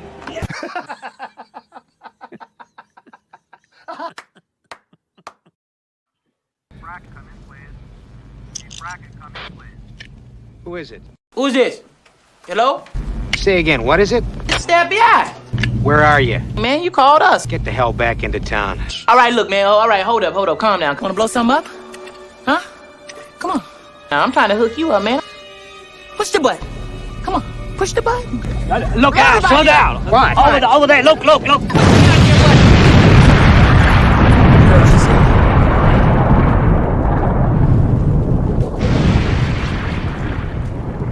God damn! There you go. Up next, we have Ash Lockhart, who says, question for y'all. Would you watch a woke version of Godzilla or King Kong if they would go for that? No. No. Well, Is that a what would serious it be? question? Like, maybe? Actually, no, I wouldn't watch it at all. I didn't even want to watch Godzilla versus King Kong at this point. Like, I've seen enough of these. Yeah, I mean, the monster parts of those movies were fun. All the shit involving the people and the waffle girl in between it just kind of wrecked it. Finally, our friend Andrew Clark says, East side of the bridge is the new Bougie and Goody. As Bougie and Goody. West side is old Chinatown full of homeless camps. You want dash cam footage of the city?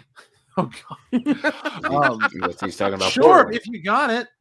I just got your email forwarded to me from Kendo, so thank you. But Andrew Clark. Now, folks, this is Wokebusters. It's the story of four guys who are part of the I don't know. How do I phrase it the right way? Anyway, basically, it's us as Ghostbusters. We go to Portland to fucking blast the shit out of SJW people because whatever. There you go. There's the most basic elevator pitch. But in reality, they're here to save society from itself. I hate to talk about the book in that way. I also don't use the phrase "get woke, go broke" in it because I feel like that's a little whatever. But it's like, I guess I got to pitch it that way sometimes for people to understand what it's about. So click the link in the description below. Check it out. It's very colorful, very fun, very beautiful comic book because these people are the ugliest parts of society. So I wanted to juxtapose their ugliness with beautiful colors. Kind of the contrast effect. That's what I was going for with that. So find out this summer in Wokebusters. Now, it's time to go, guys. Was there anything else you'd like to say before we put this baby to bed? Free yayo. Real quick. The movie I worked on, Mother Noose Once Upon a Nightmare, is getting VOD release very soon. As soon as I have the links, they will be in our links. So, yeah, that's happening. Nice. Hell yeah, man. Very good. Yep. So yeah, as soon as I know where everybody can watch it, I would recommend you go watch it because every time you watch it, and even if they're ads, it helps make us money. So anything to do to help. Yeah, folks. So you want to support independent art? People go on and on how they want it, they want it, they want it. Well, put your money where your mouth is. We're out there making it, so check it out. But yeah, we'll be back later in the week with more. Like I said, I might be going away for a couple days, have some family stuff to take care of, so I'm going to put that at the forefront where it should be. But until then, folks, be smart, be safe, be cool, but always be excellent to each other. .com. Nice shooting, son. What's your name? My name is Jeff.